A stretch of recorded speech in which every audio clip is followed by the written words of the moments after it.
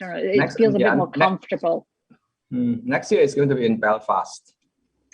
I love Belfast. 2022. Oh, I should put in a proposal. I love Belfast. Yes, I think the registration is open. Yeah, so it's one of my favorite cities in the world. Oh, really? Yeah. If things are good next year, I might fly to Belfast. Otherwise, I'll just do it, in the comfort of my at home. Yes. I will be speaking next year at Belfast. Okay, well, that gives me another reason to try to go. Yes. That will be my first time to hire TEFL. The new president is Gabriel Diaz from one of those countries in South America. I think he's been very active the past. He's a big guy on professional development, actually. I think you should have him one of these days. Gabriel Diaz. I think Liz was talking to him recently, or talking about him. Yeah. She may have encountered him at TESOL Argentina, which she spoke at a couple of weeks ago. Right. Yes. He is like the #1 guy in that part of the world, South America. So very excellent, very good speaker. But it's an interesting. The board for IATF at the moment is very interesting, right? Yes. Because having somebody from other countries. Yeah, because usually there's some people from other countries, but it's mainly British. But this year, I don't think there's many. Right. Yes, and I It's hear it's truly international this year. Yes, I hear that next year they have decided to invite non-European or non-American. So mostly people from other parts of the world, like Asia and then Latin America, Africa, maybe. That is such good news. Since I happen to be from Asia, so I got included in that list. So lucky to be an Asian person.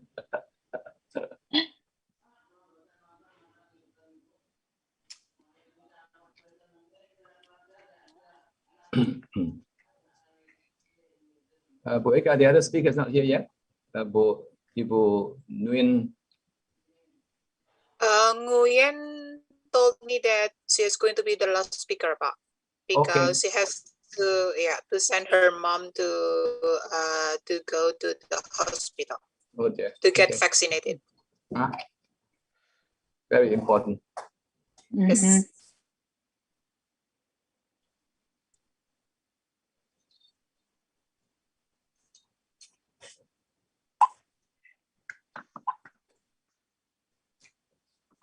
Looking at the chat, there are people from all over here.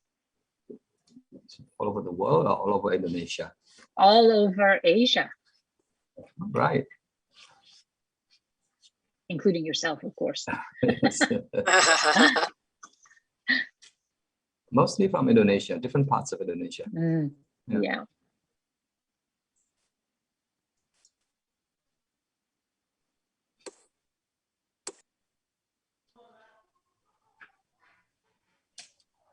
Rizky, I think we can start having the program because it's been 8 o'clock. Okay, well, ladies and gentlemen, before we begin the webinar, I would like to give you some information. The first one is we do hope that you have to check the microphone status, whether it has been already in mute or not. And then the second one, if you have any questions later on in plenary session, you may go to the moderator. And then the third one, dealing with the link of certificate, it will be distributed at the end of this webinar.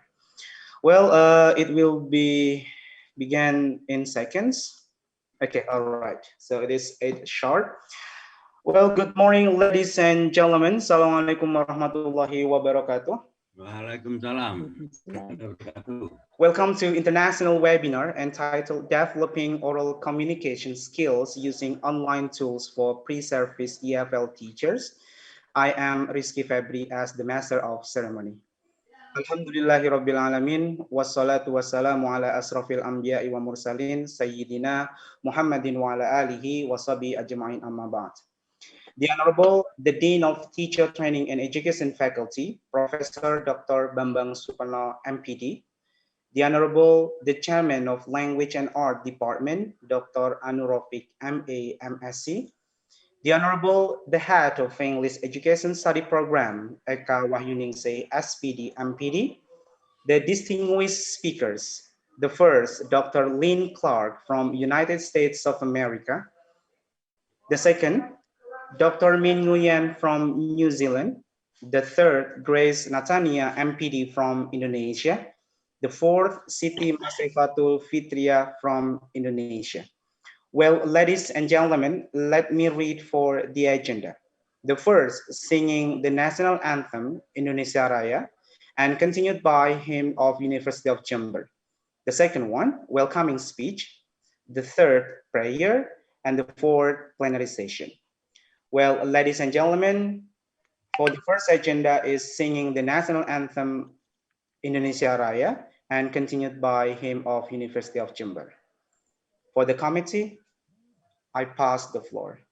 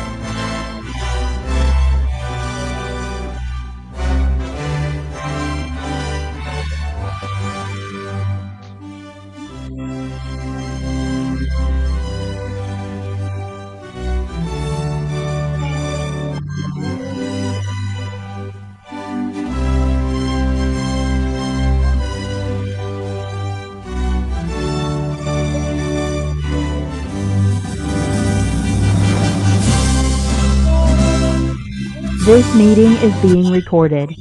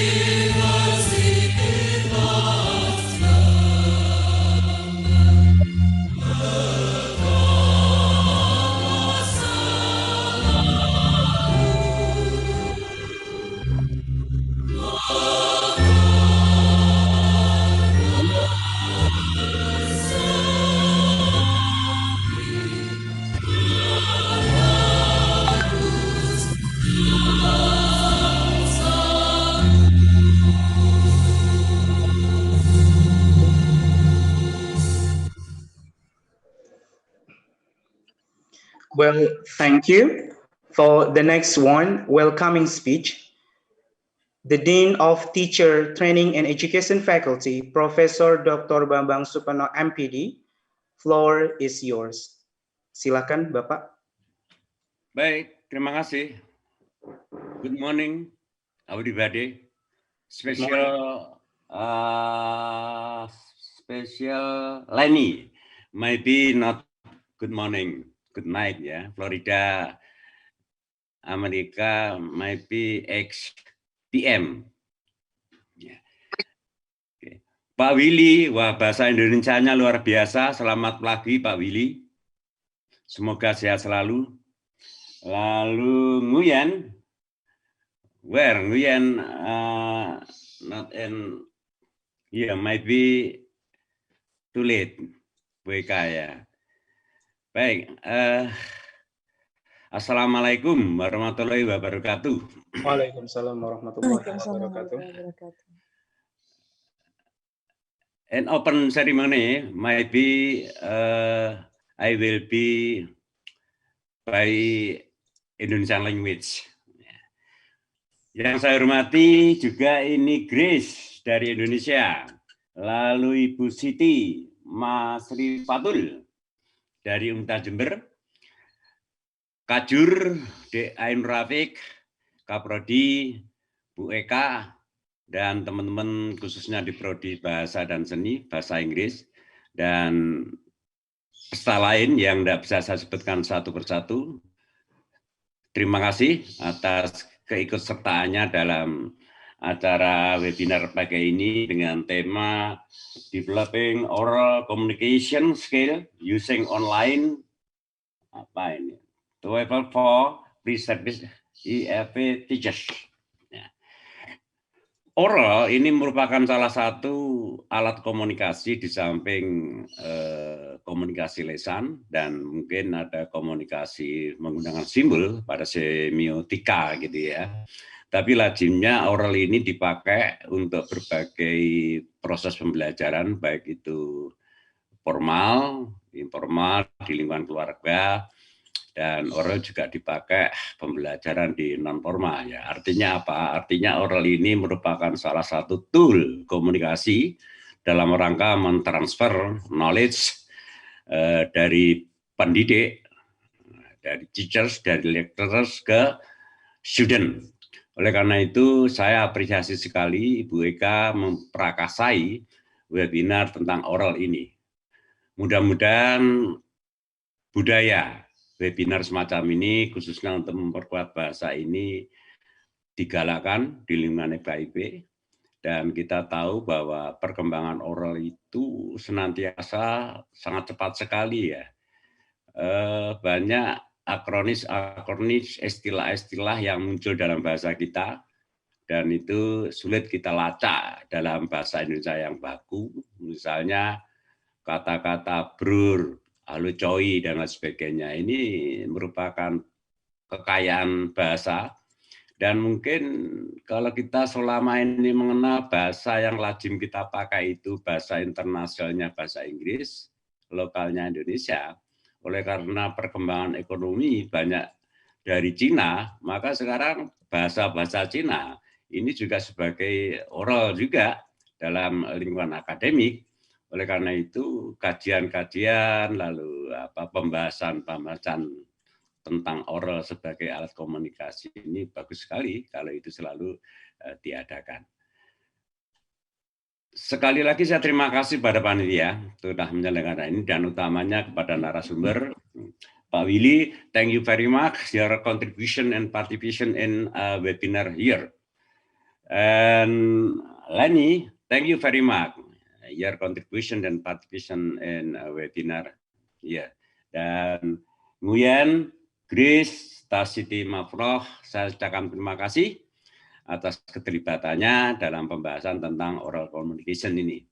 Akhir kata, sebagaimana permintaan panitia tadi, saya harus membuka dengan ridho Tuhan Yang Maha Esa, dan seizin para narasumber, seizin para peserta yang tidak bisa saya sebutkan satu persatu, dengan ucapan Bismillahirrahmanirrahim, acara webinar tentang developing oral communication skill using online tool for free service EFL teachers dengan resmi saya nyatakan untuk dibuka. Oke, thank you very much. Mudah-mudahan semuanya berjalan dengan lancar sebagaimana target yang telah ditetapkan oleh Prodi Bahasa. Assalamualaikum warahmatullahi wabarakatuh. Waalaikumsalam warahmatullahi wabarakatuh. Well, thank you for Professor Dr. Babang Suwono MPD as the Dean of Training and Education Faculty. Well, ladies and gentlemen, before we truly begin this webinar, so let's pray to the God that hope God bless us. The third session is prayer. Mr. Dave, I will invite Mr. Dave to lead the prayer for this webinar. Mr. Dave, are you here? Yes, thank you, Pak Rizky. Can you hear me? Yes, sir.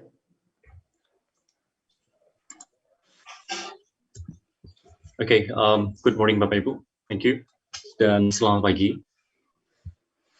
Mohon izin kami akan memimpin doa dengan cara Islam. Bapak Ibu hadirin sekalian, mohon berkenan untuk menyesuaikan dengan agama dan keyakinan masing-masing. A'udzubillahi minasyaitonirrajim. Bismillahirrahmanirrahim. Hamdan syakirin, hamdan na'imin, hamdan yuafi ni'amahu wa yukafi mazidah. Ya Rabbana lakal hamdu yang bagi lil jalali wajhikal karim wa azimi sultanik. Ya Allah, ya Tuhan kami, segala puji untukmu, memelihara alam semesta. Segala puji atas karunia dan kenikmatan yang Engkau limpahkan kepada kami. Segala puji atas keagungan-Mu, segala puji atas kemuliaan-Mu dan kekuasaan-Mu. Allahumma sholli wa sallim ala Sayyidina Muhammad wa ala alihi wa ashabihi ajma'in. Asyhadu an la ilaha illallah wa asyhadu anna Muhammadar Rasulullah. Ya Rahman, ya Rahim. Hanya kepadamu kami menyembah dan hanya kepadamu kami memohon pertolongan. Ya Allah, izinkanlah kami pada hari ini melaksanakan webinar internasional yang berjudul Developing Oral Communication Skills Using Online Tools for Pre-Service Teachers. Kami mohon jadikanlah acara ini sebagai majelis ilmu yang bermanfaat, sebagai pembangkit semangat bagi kami, dan bermanfaat bagi kemajuan bangsa, lembaga, dan para pendidik-pendidik dimanapun mereka bertugas dan berada. Ya Allah, ilhamkanlah kepada kami kecerdasan dan lindungilah kami dari godaan syaitan yang terkutuk. Ya Allah, lapangkanlah dada kami serta mudahkanlah kami dalam menimba ilmu. Rabbana atina fid dunya hasanah wa fil akhirati hasanah wa qina adzabannar. Subhana rabbika rabbil izzati amma yasifun wa salamun alal mursalin walhamdulillahi rabbil alamin. Allah ya.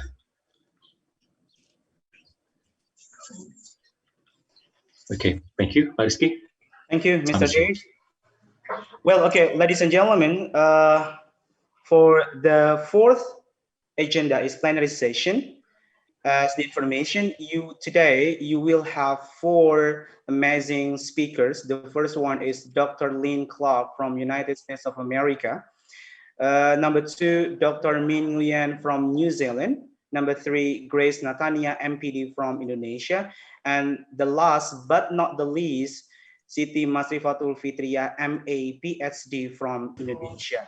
Well, before I pass the floor to the moderator, I would like to invite Bapak Willy Renandia because he is one of our consultants in every single webinar. So I will give you short time to welcome the participants and also welcome the speakers. Mr. Renandia, the floor is yours. Good morning, everyone. It's always a pleasant surprise for me to greet you and to say hello to everyone this morning. I am so happy that Bu Eka eventually decided to invite such a nice group of speakers for today's session. I know Lynn, she is an excellent teacher, She is an excellent English language lecturer working in Florida. And the other speaker is also another person that I know very well, Ibu Nguyen, originally from Vietnam, but now she teaches in New Zealand. She is a former colleague, and she specializes in the teaching of English basically for intercultural communication, the importance of pragmatics, the importance of how we can relate to other people using language that is relevant, that is appropriate, that is socially and culturally acceptable. The other two speakers are equally amazing teachers. Ibu Grace, yeah? Ibu Grace, are you there, Ibu Grace? Ibu Grace is I'm here. Is a key member of a very well-known professional organization in Indonesia, ITEL. I think she has just completed her studies, or she's still studying. Just completed in 2019. 2019, isn't she wonderful? Yes, and she's been very active in sharing a lot of teaching tips and trips also, teaching tips to many teachers in Indonesia, especially ideas related to the use of technology in language teaching. The last speaker is a colleague, right, from Jember, yeah? Yes, an emerging scholar, yes. Who I'm very sure Ibu Siti Fitria, who I'm sure will also share, everything that she knows about the use of online teaching methodology for the benefits of the many teachers who are in the audience today. Thank you very much. I hope you have a great and enjoyable webinar this morning. Thank you. Okay, well, thank you so much for Pak Willy. Well, okay, ladies and gentlemen, we are going to go to the first plenary session. It is going to Miss Clark, and she will be accompanied by Mr. David Imamyarta, SPD, MPD. I will pass the floor to Mr. Dave. Mr. Dave, floor is yours. Okay, thank you so much, Mr. Rizky, for guiding the whole webinar today. Okay, so ladies and gentlemen, my name is David, and I'm going to be the moderator for our first plenary speaker today, and that is going to be Dr. Lynn Clark. Good morning, Dr. Lynn. Good morning. Or good afternoon for us. Oh, yeah, I'm sorry. Yeah, okay. I just remember that we have different times right now. Again, we are so excited and so pleased to have you here. Again, thank you so much for taking part in our webinar to share your comprehensive and wonderful experiences with us. Because at the moment, I think every teacher, not only in Asia or Indonesia, but in different parts of the globe, are struggling to keep up with the demands of English language teaching, especially with the online language teaching during the pandemic. And therefore, we do believe that we can learn a lot from your extensive and years of experiences in English language. Okay, so ladies and gentlemen, Bapak Ibu dan teman-teman semua, before we start with the plenary session, please allow your curriculum vitae of our first plenary speaker. Excuse me. Yes. So, Dr. Lynn Clark is a Master in Education from University of Edinburgh, and she started teaching English in a number of countries, including in Alexandria and Egypt in 1995. And then after that, since then, her work in English language teaching, teacher training, and program management has taken her to a number of countries across Europe and also the Middle East. These include the Netherlands, Belgium, Jordan, Kuwait, Oman, Lebanon, Saudi Arabia, United Arab Emirates, and also West Bank. Well, there are certainly a lot of details that are available in the curriculum vitae, but I guess we will go directly to the main session, and that is going to be the presentation by Dr. Lynn. Well, before we move on, we would like to inform you that we have 60 minutes for the whole session, and that is going to be divided into a 45-minute presentation and 15 minutes QA sessions. Is it going to be fine, Doctor? It should be fine. When I practiced, it was 45 minutes, so hopefully I won't run over. I don't like to run over. Yes, okay, thank you. Thanks so much. Right, okay, again, without further ado, ladies and gentlemen, please welcome Dr. Lynn. Dr. Lynn, time is yours. Thank you so much, Mr. David. Thank you, Bueka. Thank you, Pakwili. Thank you, everybody, for having me here today. I'm going to, first of all, share my screen. So this is the first part of technology that I'm going to do. But as I am putting up my PowerPoint, I would like to say how honored I am to be here today. And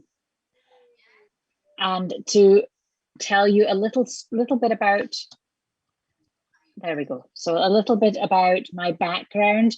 But before I even get to that, as a lecturer at the University of Florida, I work primarily with students from other countries who need to learn academic English to succeed in their own studies. In my previous position, I worked with English teachers all across Europe and the Middle East, many of whom needed to simultaneously improve their English skills and gain the confidence to pass those skills on to their own students. In both those situations, as in this one, I have been blown away by the number and enthusiasm of participants. The fact for me that you are attending a conference conducted entirely in English and engaging in material presented in English that will hopefully help you teach English better to your own students in an environment that offers you less opportunity to practice the language itself by yourself or with your students inspires me. So before I start talking properly, I want you all to congratulate yourselves just for being here. To say to yourselves, this is an amazing thing that I am doing, because I can tell you from the bottom of my heart, I could not do what you are doing. I could not, in any of the languages I speak, even think about trying to teach them. Attending a conference, attending presentation after presentation after presentation in any of those languages would be beyond my own skills. So I think that you guys are the ones that deserve a round of applause. So now that I have acknowledged, and hopefully you have also acknowledged how amazing you all are, I'll go ahead and introduce myself a little bit further. My name, as the slide says, is Lynn Clark, and I'm currently senior lecturer at the English Language Institute at the University of Florida in Gainesville, Florida, obviously. But that's not where I'm from. I don't know if any of you can hear my accent and guess where I'm from. Scotland. Yes, well done. Yes, I am originally from Scotland, and I do have an accent, which I'm sure will become stronger as I give my presentation, as I get more and more excited about my subject. I've been in Florida though. Yes, I've been in Florida now though for 9 years. And before that, I worked as a teacher and a teacher trainer in the Middle East and North Africa for many years. As a teacher, I've worked with all sorts of different age groups. As Mr. David reminded me, I started back in Alexandria in 1995. And my first year teaching, I worked in a kindergarten. So I worked with kids of 6 and 7 years old. I've worked with adults, I've worked with teachers in institutions like your own, and I've worked with mid-career teachers on their teaching practice. But what's underlying all of that is an interest in technology and the way that whatever technology is available to us can enhance the learning experience. From way back in 1995, which was probably before many of you were even born, when we We're excited to have a cassette tape and recordings of speakers with different accents. That was the technology we used to today, where every single day I am using Zoom for one form of teaching or teacher development or another. And I'm excited to share that interest with you all today. So what I like to do when I give sessions like this is I like to walk participants through some of the challenges we face and the decisions that we as teachers or teacher trainers need to make to overcome those challenges. Today, what I'd hope to do is to identify some of the biggest challenges that we have in teaching oral communication skills and to present you with some proposed solutions, both internet-based and otherwise. As a teacher and a teacher trainer, I always like to break down concepts. So I like to break everything down first and then to build it up. I like to find the most rudimentary components, take each of those components, determine what it is my students need to know or need to be able to do, and then to build my approach from there. And so I've used this tactic today when preparing this presentation. I want to start by finding the components that, when combined, will develop the skills our students need to succeed in their oral communications. I'd then like to walk you through the decision-making process I use when thinking about the technology available to me, and finally to present some online tools that focus on these component parts of oral communication that then you hopefully can put into your own virtual teacher toolkit. So hopefully you'll leave this presentation with some ideas and some really simple, easy to use approaches to teaching oral communication skills. So breaking it down first.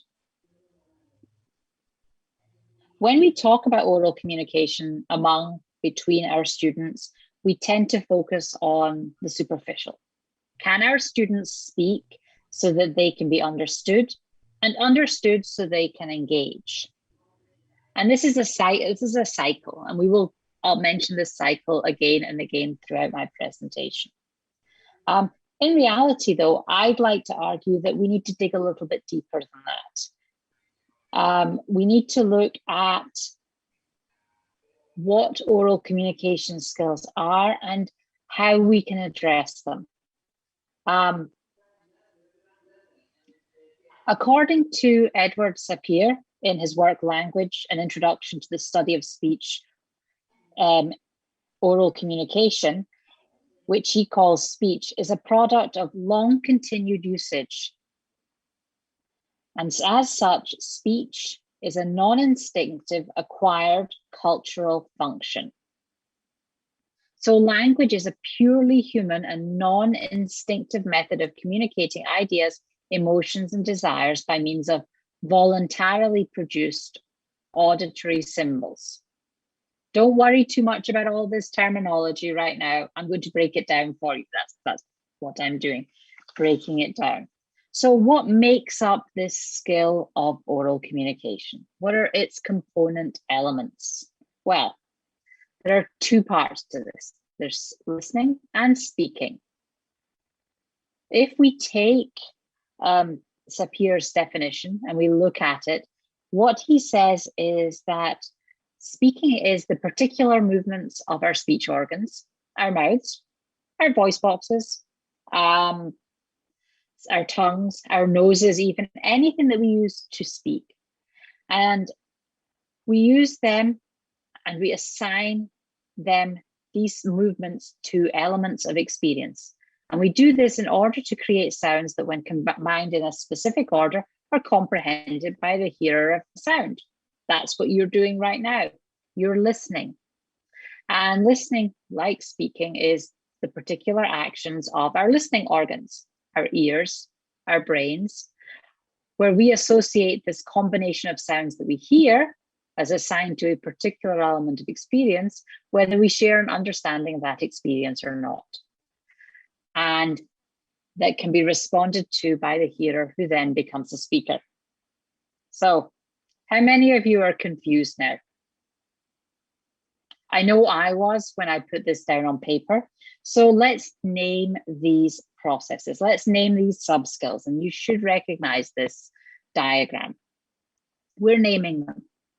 We're naming them as speaking clearly, pronunciation, using known vocabulary, and comprehensible grammar to create a statement or question that may form part of an ongoing communicative act that someone will be listening actively to, replying appropriately to, and they will then start this cycle, this circle. So when we're looking for tools, we're looking for materials, we're looking for technologies to support the development of each of these micro skills. So for the purposes of what I like to do is to give a few demonstrations. For the purposes of each of these demonstrations, I'm going to behave as though you are all advanced learners of English. I'll also mention adaptations of the activities for students whose level of English may be lower, for students whose level of English may be higher. But before we even go there, we do have to remember that not all technology is helpful or appropriate for all teachers and all students in all teaching contexts. You, as the teachers, will need to pick and choose based on factors such as your own personal preference, your own comfort, your students' needs, and most importantly, when we're looking at using the internet or using technology, what technological access you, your students, your classroom has.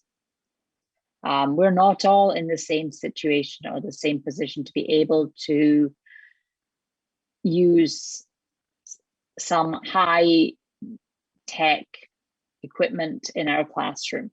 Last semester, I was incredibly lucky and unlucky at the same time in that I was teaching a class using this high flex method that the university was teaching.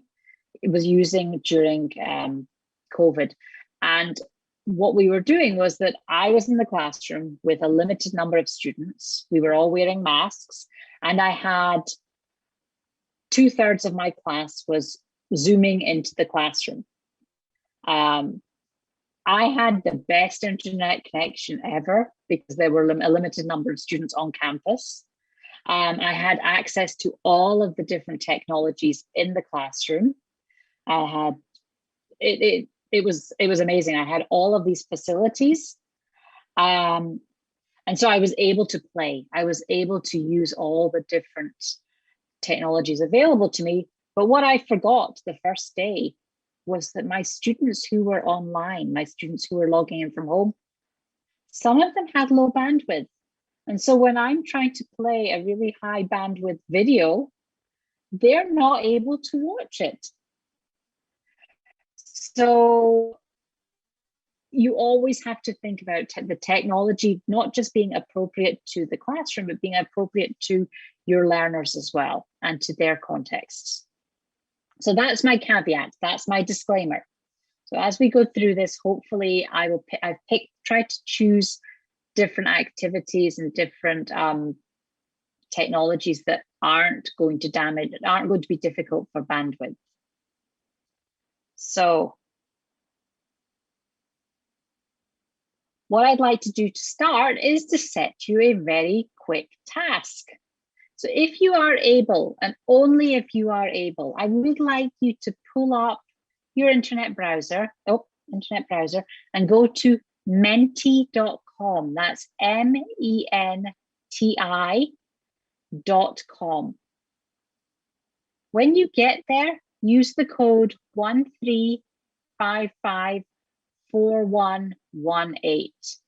So I'll put that both of those in the chat.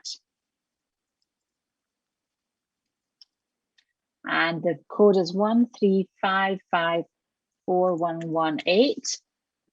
And answer the question that you see there.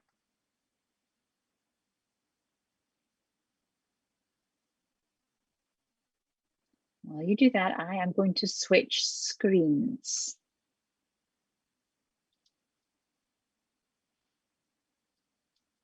where I can watch what you put in.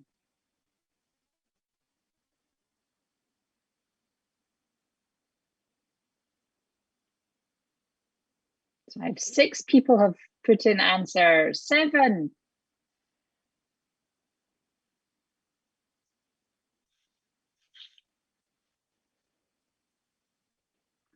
Wow.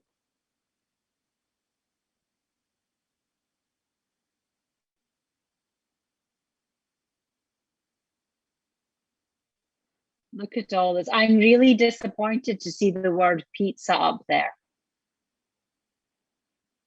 You have such amazing food in Indonesia and you put up pizza.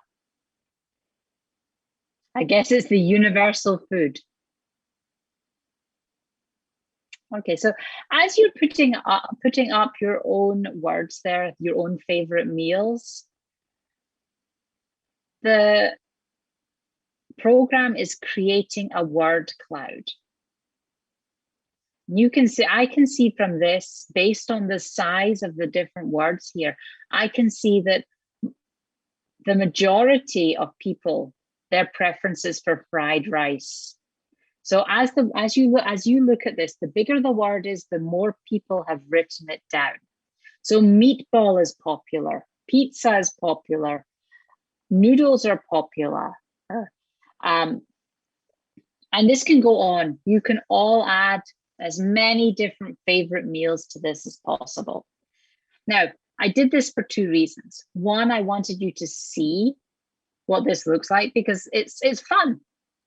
It's engaging. I can imagine, and I know this from my own students, students enjoy seeing their own words up there. They enjoy seeing what other people like.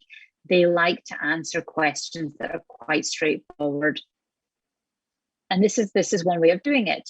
The other reason is that when I was thinking about the different elements of oral communication skills, I wanted to have a theme. I wanted to have a theme for my demonstrations, for my lessons. And the theme for me, I think everybody loves talking about is food, right? I don't think there's anybody who doesn't like to talk about food. And so, well, maybe there's one person in this whole meeting. So we're going to be building on the language that you've already started putting in here. Now, this is a very simple, Mentimeter is a very simple website to use. You can sign up for free. Oops, that's not what I meant to do. I want to go back to the page. It's a presentation app. You can easily do this. If I was doing the same activity with a lower level, who weren't so confident with either the technology or with the language, I could set it up to be slightly different. I could set it up so that we add a slide and I'm doing multiple choice. And for multiple choice, let's have a look. We'll put option 1, we'll put pizza because everybody seems to have put pizza. We'll put fried rice,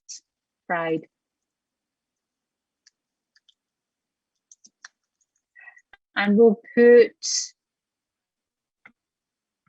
meatball, since that's what Lulu has said is her favorite meal. She's put that in the chat. And so we put that there. And again, you just instruct your students to go to menti.com to use the code, and they get then a choice of 3 different options. So there are ways to differentiate this technology according to the level of your students. So if I were doing this lesson with a smaller group, I'd start off and I would have asked everybody to introduce themselves. But right now there are 304 people on this Zoom call. I don't think we have the time for each of you to introduce yourselves. I would ask that you introduce yourselves and you tell me about your favorite meal. This would start everybody thinking about what foods we're going to be talking about. I like to use Mentimeter for this because, as I said, it creates this amazing visual, which I can then export later I can make it into a PDF and I can send it out to everybody. And you see your own work immediately. It's an immediate response. The other thing is that I'm sure you've noticed, you can easily access this. 73 of you have accessed this, which tells me that 73 of you have worked out that you can easily access this using a phone, a tablet, or a laptop. You're seeing the responses in live time just as I am. You could do this. I'm going to save whatever comes up on this. I am going to save it and share it with Bueka later by email so that she has a copy of this. But let me go back to PowerPoint. So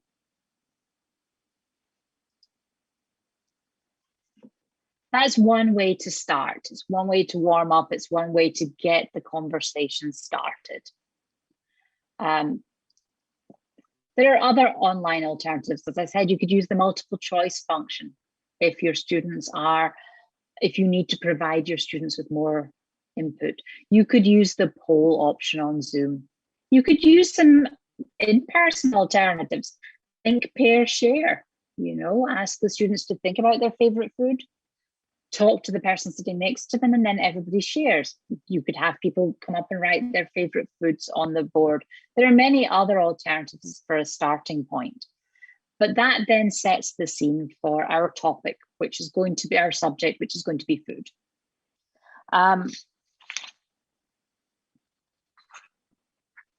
So let's now turn to pronunciation, vocabulary, and grammar. So those first three circles on our cycle of oral communication skills. Before we delve into them, I want to ask you to give me a quick show of hands. So if you could use the reactions in Zoom and put up your hands, put up a thumb, and answer these three questions for me. So if you could either give me a thumbs up if you are 100% comfortable with the IPA. And I'm not explaining what the IPA is at this point. I'm just giving you this acronym. Are you 100% comfortable with the IPA? If you are, give me a thumbs up. Okay. There's a few in there. What about if you are, you know about the IPA, but you're not sure not sure that you know it well enough to use it in your classroom? So I want to get any thumbs up for that? There's a couple. How about if you're sitting there going, I know I've heard IPA before, but I can't remember what it stands for. I don't know quite what it is, and I'm just confused.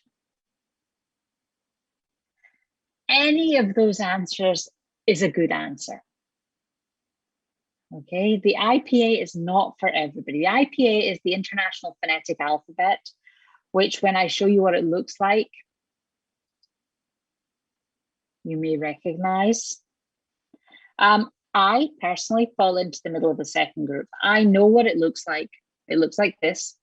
I know that most dictionaries include IPA to help us pronounce certain words. I also know, though, that I am not confident enough in my knowledge of it to ask my learners, my students, to learn yet another alphabet. A lot of the students that I've worked with over the years, yes, what is IPA? Is it Intelligent Personal Assistance? We're going to be talking about Intelligent Personal Assistance in a while, but IPA is the International Phonetic Alphabet. Thank you, Bueka. We use it, some people use it to, yes, some people use it to help them pronounce words. Each of these letter combinations, each of these symbols is a sound. But as I said, I don't feel comfortable using it to teach. But some people do. What I'd like to do is to show you some tools for pronunciation and vocabulary and grammar that don't rely on this. They're not like a dictionary where in order to actually know how to pronounce the word when you look at it, you have to be able to use the IPA. I want to show you a couple of different ways to help improve your students' pronunciation and improve your own pronunciation in other ways. So one of them is, and Masduki, I'm really glad that you put in the chat intelligent personal assistants, because one way to improve your pronunciation, one way that I have my students improve their pronunciation is to use their phones. And I say this to them every time we have a repeated mispronunciation of a word. I'll say to my students, have you talked to your phone lately? And my students look at me and they laugh and they pull out their phones and they do it. How do they do it? If you have a smartphone, your smartphone has some form of voice activation. I have an iPhone, I have an old iPhone. My iPhone uses Siri. If you have a Samsung, there's Bixby. I know that it's available on other phones, but I'm not sure what it's called on other phones. Alternatively, if you have an Amazon account, you can always put Alexa on your phone and Alexa will do the same thing. These are actually some of the best pronunciation checkers available right now. So we could go into all the different technologies that are available through the internet, but the simplest, easiest one to use for anybody is the one that's in your phone. All you really need to do is set up your personal assistant, your voice assistant, to understand English. And that option is available no matter where you bought your phone. You set her up, Siri, Bixby, whatever she or he is called, and to speak in English. And then you ask, if you're doing individual words, you ask her to define something. So I could switch on my phone, go to Siri, and say, define international. And if she understands me, on my screen, I would get the definition of international. If she doesn't understand me, she'll say, I'm sorry, I don't understand. And then you have to try again and try again. And I will have my students do this. I'll say, talk to your phones, see if your phone understands you. You can also ask your phones to make notes to the same system. So you'd say, make a note, attending international conference. Make a note, I want to attend an international conference. And if the note comes up and it's what you think you have said, your pronunciation's perfect. If the note comes up and it doesn't make any sense, you need to work on your pronunciation. It's taken me a long time to actually get my phone to understand me. I'm a native speaker of English, and yet my phone, because the English default setting is American, it doesn't like my Scottish accent. And so it's taken me some time to get my phone to understand my pronunciation. But once you get the phone to the point where it understands what accent you're speaking in, this is a really great and easy tool to use. So for pronunciation, that's something I would recommend. There are many websites that offer feedback on your pronunciation, that offer, there's one called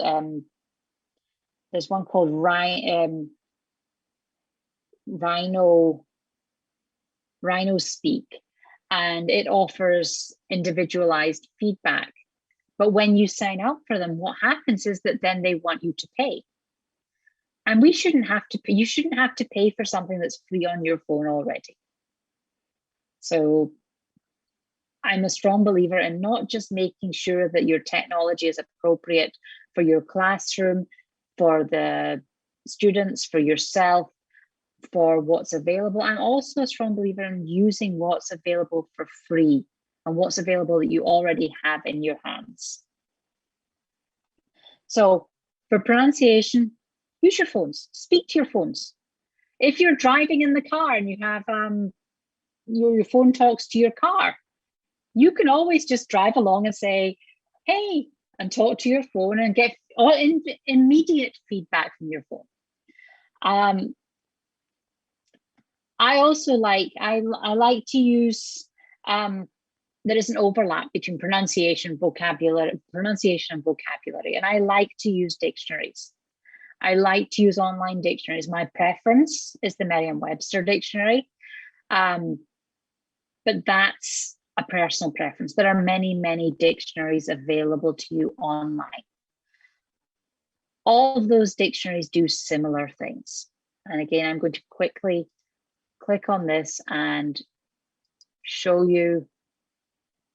So I set this up earlier so that it would show the word phonetics.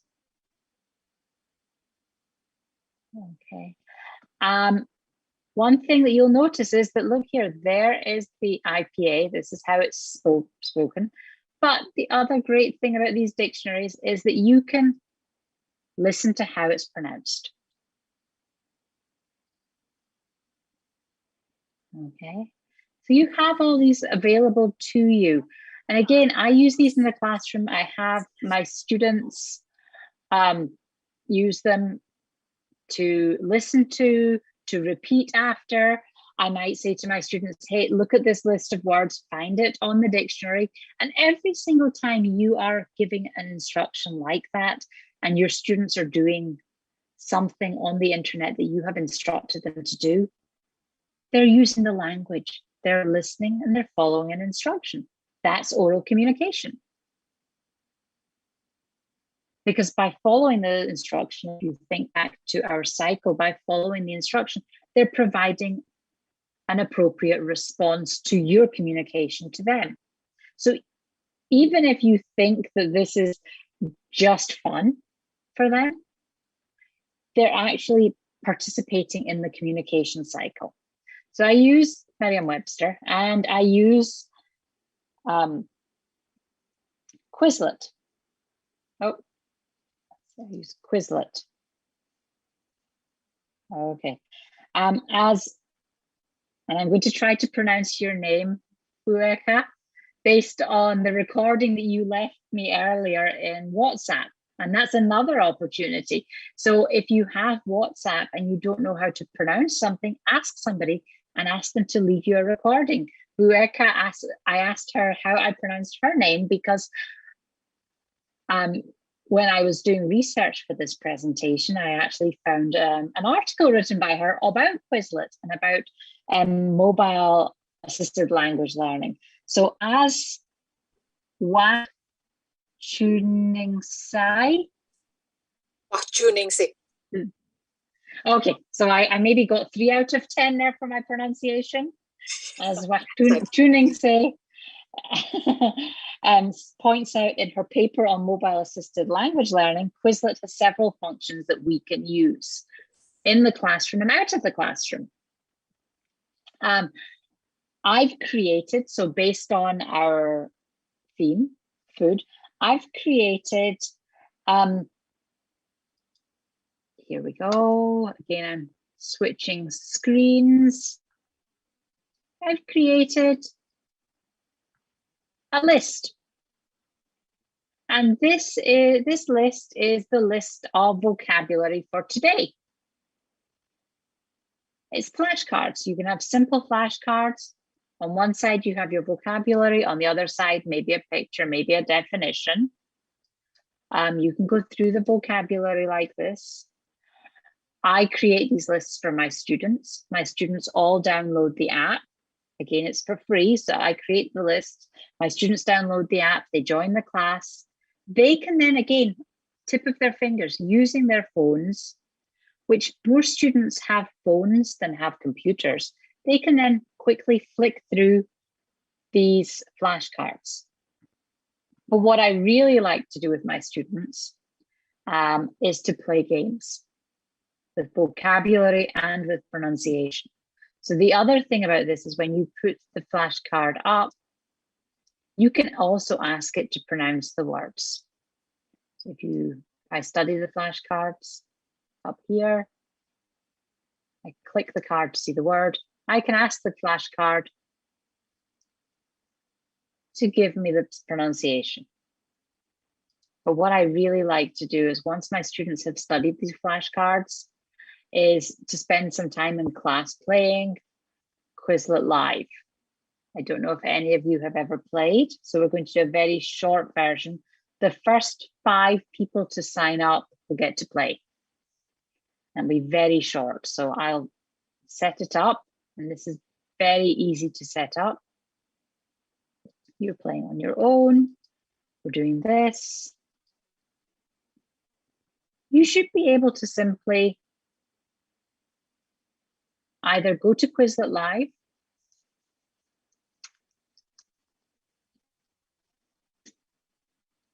and type in the number 720085. Whoop.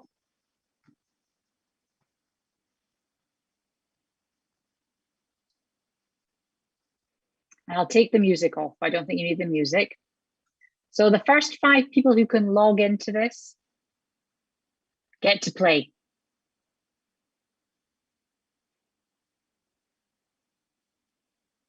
I'm going to wait. If anybody can log in.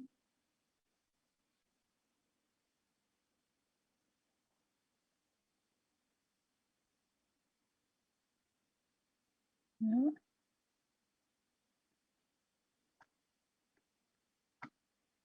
Okay, 3 more people, and then we'll play my food vocabulary game, which I promise is very, very easy.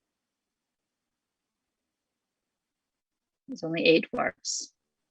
Okay, we're playing it now. I have 8 people. So just follow the instructions on your screen. Match the words to the pictures.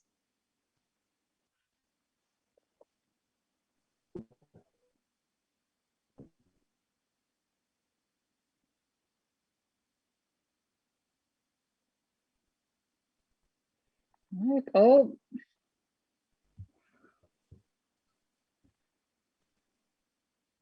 Someone knows a lot about food.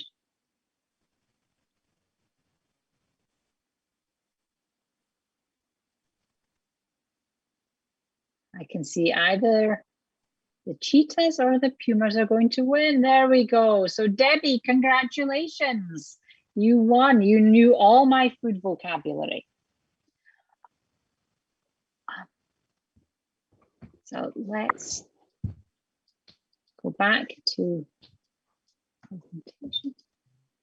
So Quizlet is another option that I use with my students and that I recommend that you use to help build this micro skill. So we've built the micro skills, we're building the micro skills of pronunciation and vocabulary through using these different methods.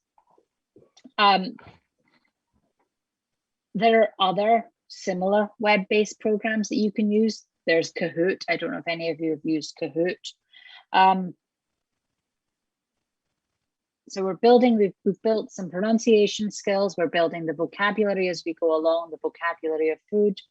The next step is to make sure that what we say in any oral communication, what we say is understandable, that we're using good structure, that we're using language structures that make us understandable.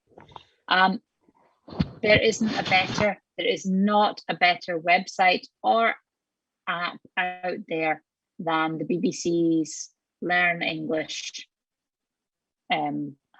series. There's a series of apps. You can download the apps for free for your phone, for your computer, for your tablet. You can even just access the websites. They give straightforward explanations or examples and practice exercises. I use it sometimes to check that what I'm explaining to my students is being explained effectively. I use it, I send my students the links and suggest that they do the practice exercises on their own. I do it on the board.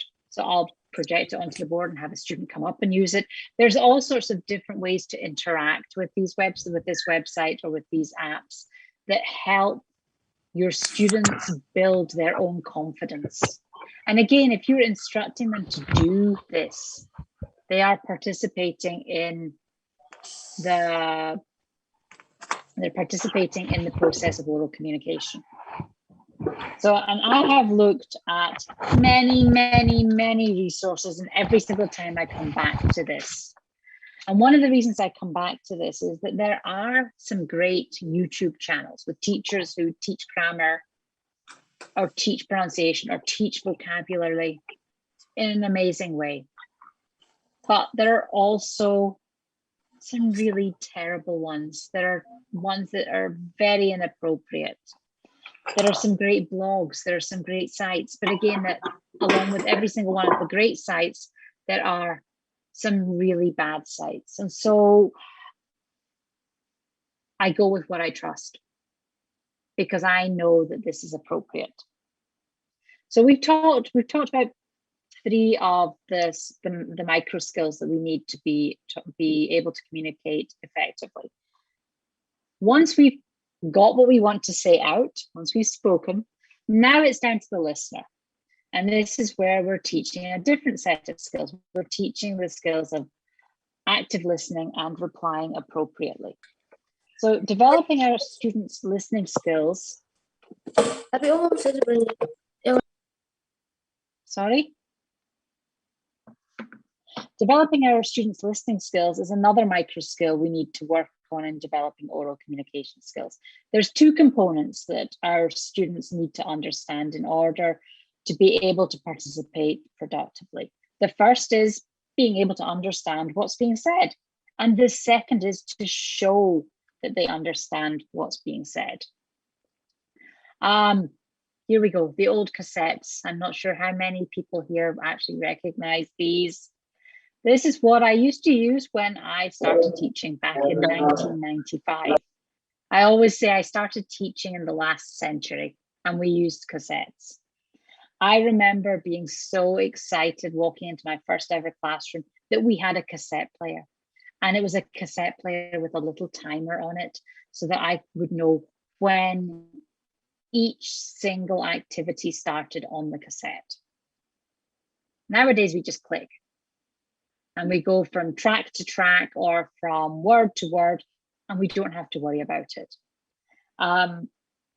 I'd spend hours with this cassette player. I'd spend hours preparing my lessons, making sure I knew exactly where I had to fast forward the lesson to.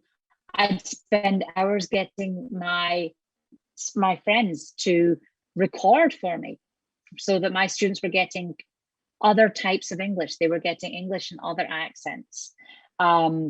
Today, we have the whole world out there for our students to listen to. And I know I'm maybe going to go over by about 5 minutes, but please bear with me. So we have a whole different world now. We have easy access to stream video and audio, whether we do it on our computers or our phones. We can make recordings on our phones whenever we want.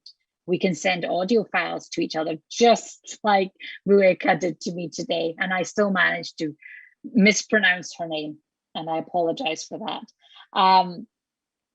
It's incredible. But again, the issue here is making sure that we are finding sources that are appropriate. So how do we find good quality listening material, good quality material to help with the input stage? I just want you to listen to this very quickly. Share my sound. Sure. So this is a short article about Indonesia. I'm not going to play the whole thing, but what do you notice? Indonesia attempts to count all its islands. This is breakingnewsenglish.com. Indonesia has started the task of counting its islands to better protect its territory and marine resources. It wants to locate and name an extra 1,700 islands in time for the UN conference on standardization of geographical names in August. Right, so breaking news English. This is an old, tried and tested source. What's really amazing about this, and I've used this in my listening classrooms, I've used this in oral communication classes, is that if your students are struggling with that, you can play it slower or slowest. You can speed it speeds up, it slows down, the flow is all there. So they're getting to hear, to listen to real news, because this is based, every single article here is based on real news, but they're getting to listen to it discreetly. So while this website, as you can see, it might look messy, the audio recordings are excellent. Each audio recording is accompanied with the text, and not just with the text, there's also all sorts of other activities that have been developed that you can use. Some of them you can project on the board, some of them you can print off, some of them you can match, you can do yourselves, you can tell your students to do. But you can always start with the listening. And as your students get more and more used to listening to these short texts, you can start listening to the longer ones. Build up their skills, build up their brain muscles, their ear muscles. So that's one. So one of the tools that I recommend. But that's only half of the story. That's the being able to understand what is being said. The other half of the story is being able to understand, or being able to show that you understand. So how do we find good quality video material? We're looking for videos of conversations that show the speaker and the listener engaged in communication, both verbal and non-verbal. How do you find that? Sometimes we can find it just by looking at TV shows. Sometimes you could even simply play a video of something in your own language and just take the volume off. Because what you're looking at here is you're looking at the other part of listening. You're looking at how do you show that you're paying attention? How do you nod? Do you make eye contact? All of the different elements of oral communication skills. All of the non-verbal parts of oral communication skills. One of my own favorite YouTube channels that I've used with students is called Speak English with Vanessa. And I will put the link in the chat later. I've used videos on this. Actually, let me show you the website. There. So if we can get to Speak English with Vanessa. I've used videos from this website. Has things like the secrets of American conversation, advanced listening practice, how to listen to fast English. So she has a lot of different short videos that you can watch or listen to with your students, but you can also see how she interacts with other people, which I think is the final micro skill. So now we have each micro skill. We've talked about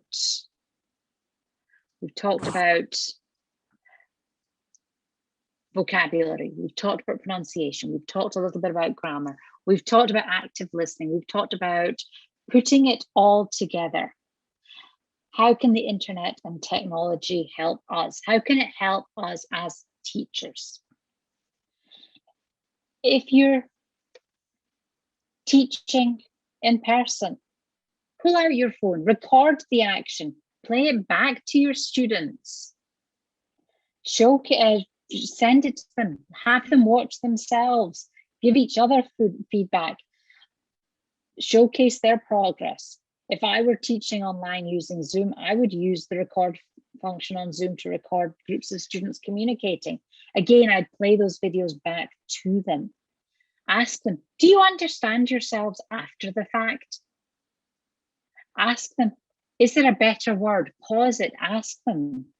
Because I can guarantee that many of your students, when they see themselves, they'll be thinking, how can I be better? We are immensely fortunate to be teaching in this age where we have the technology in the palm of our hands. In my case, I'm also really fortunate that most of my students this semester are between 17 and 19 years old, and they want to be Instagram famous. They want to make TikTok videos. They want to make Instagram feeds. And so I send them the videos of what we do in class. If I'm watching them, if I'm video recording them, having a conversation, I'll send it to them. And then they'll do these amazing things with it using their phones that create these little TikTok videos that they send back to me. They don't make them public, but they do these amazing things with them. And then they show them off.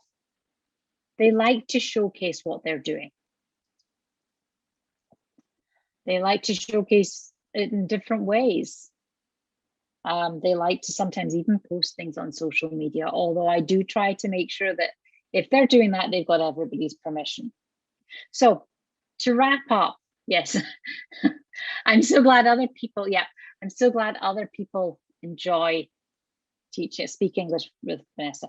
To wrap up, last thing I want to say is I focused a lot on what we all do as teachers, and hopefully you'll go away with at least one new tool in your toolkit that will benefit your students. But I want to also point out the wonderful world of professional and personal development available to you right now online. I'm on the leadership team, and at the beginning I spoke with Pat Willey about this. I'm on the leadership team of a TESOL professional learning network called the Career Path Development. And I would very much like to invite you all to consider joining us on Facebook. Even if you're not a member of TESOL, we host webinars regularly. We try to do as many as possible. We also accept proposals for webinars. So if somebody here has an amazing idea, come and share it. We have over 725 members. We love hearing what teachers have to do. There's no better way for you guys to be modeling good oral communication skills by practicing them yourselves. And this is an ideal way to do so. So this is not just about your students, this is also about you, because the better you get, the better your students get. And I will share the link for this in the chat in a minute. So I do want to thank you all for your patience. I want to thank Mr. David, especially for his patience and not interrupting me. I am here for a while to answer any questions that you have if you want to put them in the chat box. Here is my list of resources. It's a very short list, as you see. Bueka's name is there because that was one of the resources I used, as well as the book by Edward Sapir. So thank you again, everybody. I hope that you learned something new. I'm going to stop sharing now so that I can see as many people as possible. Does anybody have any questions? Yes, thank you so much, Dr. Lynn, for the wonderful presentations. Yeah, we have been trying to use some of the applications of websites that you have presented. And yes, we personally realize that they can be really, really helpful for our students. not only university level, but also those at lower levels, such as elementary school, and also junior high school students. Yeah, it's very great, by the way. So thank you. Okay, and again, ladies and gentlemen, if you would like to share your ideas on what is just presented, or if you want to have questions regarding topic, you can write your questions in the chat box, or you can also just speak directly so we can hear your questions and ideas in the meeting. Thank you. And we still have enough time to cover the QA sessions. So this is probably like 13 or 14 minutes. So it's quite long for QA. Let me check the chat box first. Yeah, we're still waiting. Okay, so Dr. Lin, we have one question from Melly Fozia. Okay, would you like to answer the questions directly, or we wait for one or two questions? I'm happy to start with this one. So okay. For English for specific purposes, there are several really good web resources out there. One of the ones that I've used, so for English for specific purposes, I primarily work within the academic sphere. So I work with university students who want to improve their English. And one of the websites that's really good in that field, that some of the technology that can be transferred is I'm trying to remember the name of it. It's English, it's the EAP organization. As I'm answering the next question, I'll also find the link and I'll put it in the chat for you there, Melly. And that's a good place to start. Oh my gosh, how to increase students' wish to learn English. You know, I've taught nursing students in the past, and I totally understand why they feel that this is not interesting to them. You know, if you're a nurse, your job is incredibly busy. It's an incredibly difficult job. So I totally understand why it's not interesting to them. But one of the things that I found good for students who are low motivation is to show them videos, to show them. So the English with Vanessa is a great video to show them, and to give them the chance to watch these on their own time rather than in the classroom. I also always say, you know, if you're in the bus, you're on. So I don't know about your situation, but we use public transport a lot in the city I live in. And I always say, you know, if you're on the bus, you're going to be sitting playing a game on your phone. Find something that is in English to watch that's interesting. So for nurses, it might be something in their field, or it might be something like maybe they're interested in a makeup tutorial. Find something that's interesting to you in English, watch it, process the language, and hopefully then see that there's a need for you to learn. And that's what you're trying to do.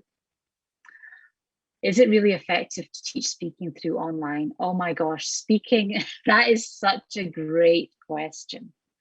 And that's a question that I know there's absolutely books and books of research on the teaching of speaking online.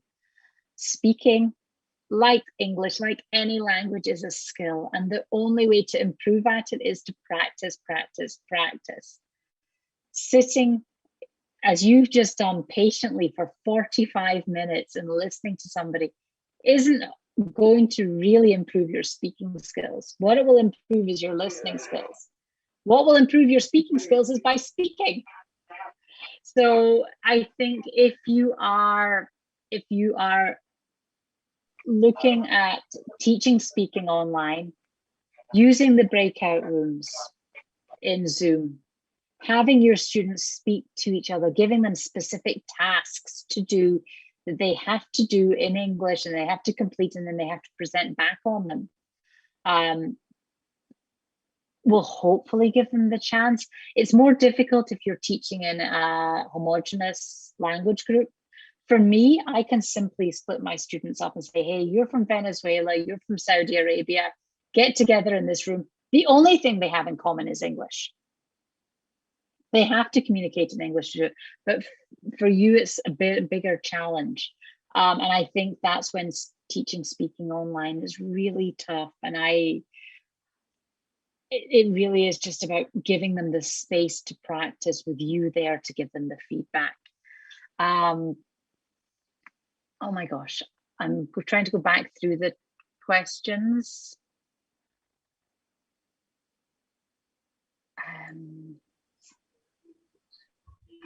I will send Bueka and a list of the resources that I have for ESP for different age levels. I'll send you a list, and then you can distribute that to everybody, because I do have a long list of websites and things that you can do with different age groups and different types of students. How to arouse students' motivation to speak up online. Yes, again, that's difficult because speaking is the hardest thing to do. And you all know this, speaking online is hard as well. It's strange. I'm looking at the screen here, but then I feel like I have to look at the camera so you can see my eyes. So even just the mechanics of that part of the communication is hard. Things I've done to encourage them to speak is I've allowed them to use the chat first and then say, oh, so what's your question? Can you tell me your question? So they put the question or put something in the chat, and then I have them tell me it so that they get the confidence, and then they can also read from the chat. Other things to do to help build confidence is to put them into groups, to try to persuade them that they want to speak in English in groups, to model it. The more you model this well, the more they will want to do it. Gosh, I'm still going through this. I love dictation. Dictation is a great skill. So I'm not sure who said that, because all I can see is Galaxy A21S, and they've shared that when they teach their students for speaking, they teach them dictation to make clear their speaking and writing.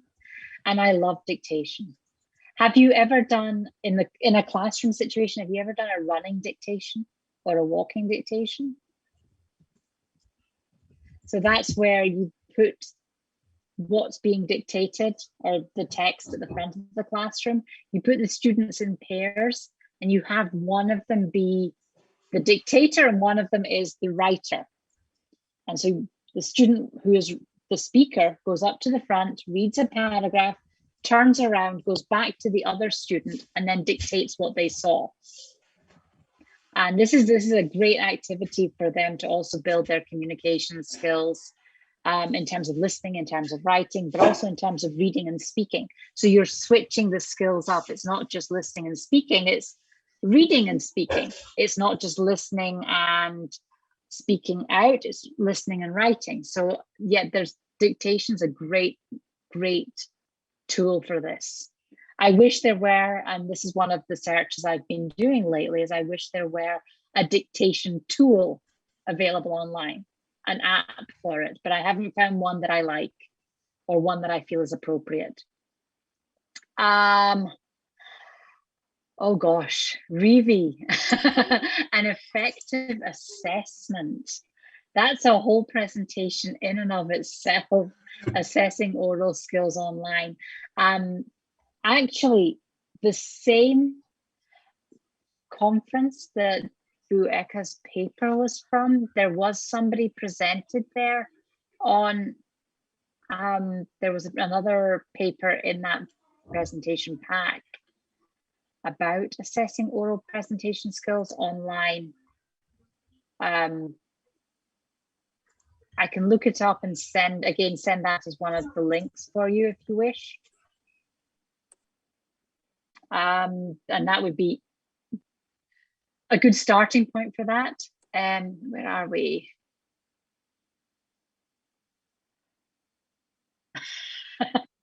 I would love to come to Indonesia. That's a great question too. I'd love to come to Indonesia and teach. There's nothing. Yes, of course. It's definitely on my list. I was fortunate enough to live in the Netherlands for 2 years, and one of the things I learned there was how amazing your food is. Again, everything for me comes back to food.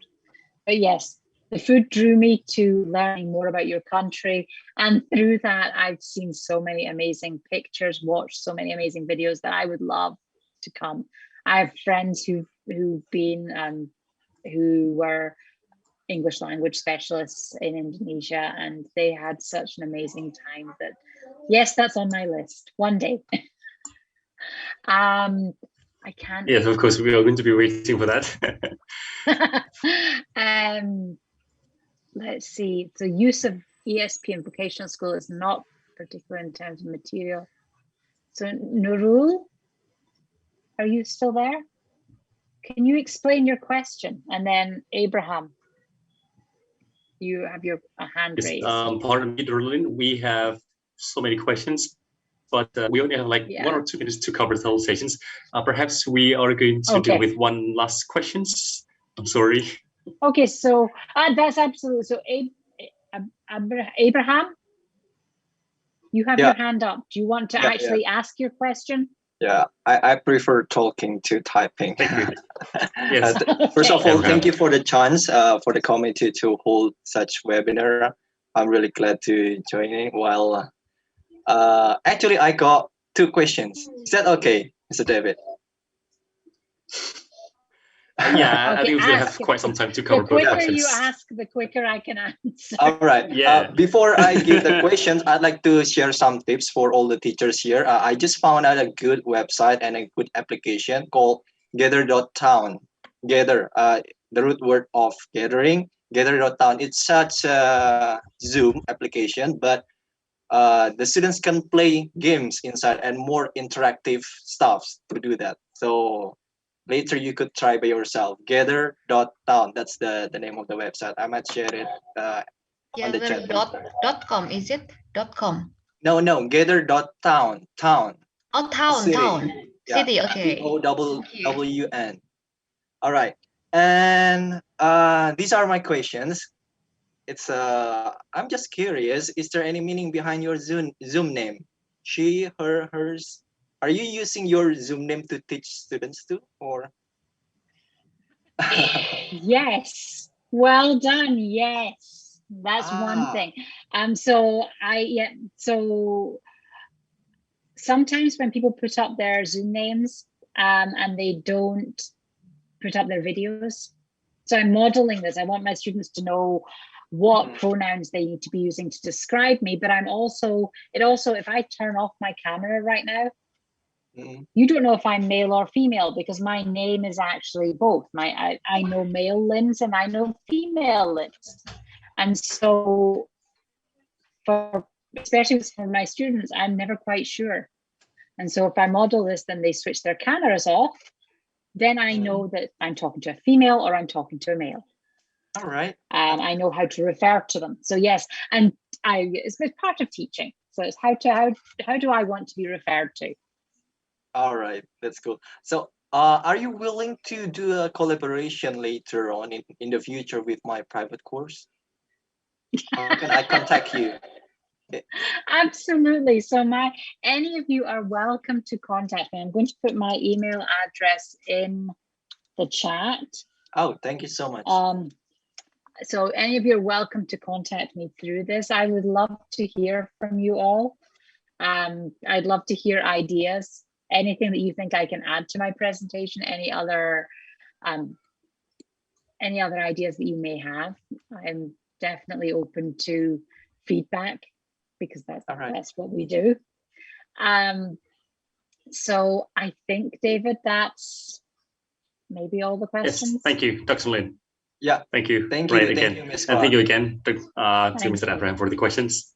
Yes, so ladies and gentlemen, we do believe that we have so much time and so much fun to have such an interesting discussions on what we like and what we believe to be important, especially in English language teaching. But again, unfortunately, the time is not enough. So again, ladies and gentlemen, before we move on to the next sessions, could you please join me to give a round of applause to our first plenary speaker, Dr. Lynn. Thank you so much. Thank you so much. I'm so in awe of you all. Thank you. Yeah, it's our pleasure, Doctor. Thank you. Thank you. Okay, so before I pass the time back to the master of ceremony, please allow me to read a brief conclusion or summary of the first presentation by Dr. Lynn.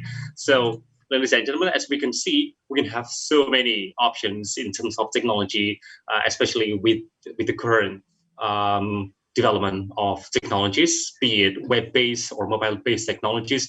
But the most important thing is that we as teachers have to really understand the basic concepts of communicative competence that we are going to teach, be it listening or speaking, especially if we deal with a class consisting of heterogeneous students. And therefore, the selections and also the inclusion of technology also has to be relevant to our students, our curriculum, and also our class. And therefore, with such considerations and also modifications, we can eventually achieve what we want to reach in the class. And that is, of course, meeting students' needs and help them to develop their language proficiency throughout their personalized learning. Okay, so that's the end of the first panel session. Thank you, Mr. Rizky, time is yours. Thank you, Mr. Dave. Well, thanks a lot for Dr. Lynn for the presentation and also the knowledge. Well, ladies and gentlemen, we are going to pass to the second speaker, and I will call or invite the moderator, Ibu Eka Wayuningsih, SPD MPD. Hi, ma'am. Can you hear my voice? Hi, Kakak. Good morning, everyone. I am here. Okay, so the time is yours. Okay, thank you. The second session is we are going to be with Ibu Grace Sabandar, and she is one of the experts from ITEL Association, that is Indonesian Technology Enhanced Language Learning. And before having the presentation, let me read her curriculum vitae. She went to West High School in Iowa City, USA, and then she continued her education in Yahya Christian Senior High School in Bandung, and then she went to Parahyangan Catholic University in International Relation, and finally she went to IKIP Siliwangi Cimahi, and now she is working in English language instructor in ITB Language Center and Universitas Parahyangan from 2008 up to now, and she is teaching 3 levels of English communication and general English courses, as well as TOEFL and IELTS preparation courses, especially in speaking skills. And she is also BIPA tutor and content developer for Aminef and Cartus from 2008 up to present. Now, ladies and gentlemen, without further ado, let's welcome Ibu Grace Sabandar. Kak Grace, time is yours. Thank you so much for the warm welcome, Ibu Eka. Okay, so it's great to be here. So I hope everyone is in excellent condition. I'd like to thank Universitas Jember for inviting me to this wonderful webinar, and especially Bu Eka for contacting me. So yeah, as Ibu Eka said, I am currently teaching English daily in Parahyangan University, as well as Language Center in Institut Teknologi Bandung. But today I am representing ITEL, which is Indonesia Technology Enhanced Language Learning. So ITEL is it's an association which is led by lecturers from several universities in Indonesia. And we have amazing teachers joining us from all over Indonesia, and some also from outside of Indonesia. We have a Telegram group, and we discuss a lot of teaching ideas and interesting webinars such as this one. So yeah, today I am very honored to present after Dr. Lynn. So please allow me to continue from what Dr. Lynn has shared, and let me share some practical tools and ideas that hopefully you can use or implement right away in your classroom, whether it's a virtual settings or in a face-to-face setting. Okay, so let me share my screen.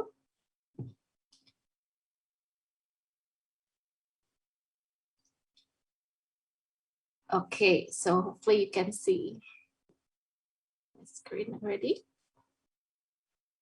So yeah, I call this teacher-friendly online tools and ideas to enhance oral communication skill.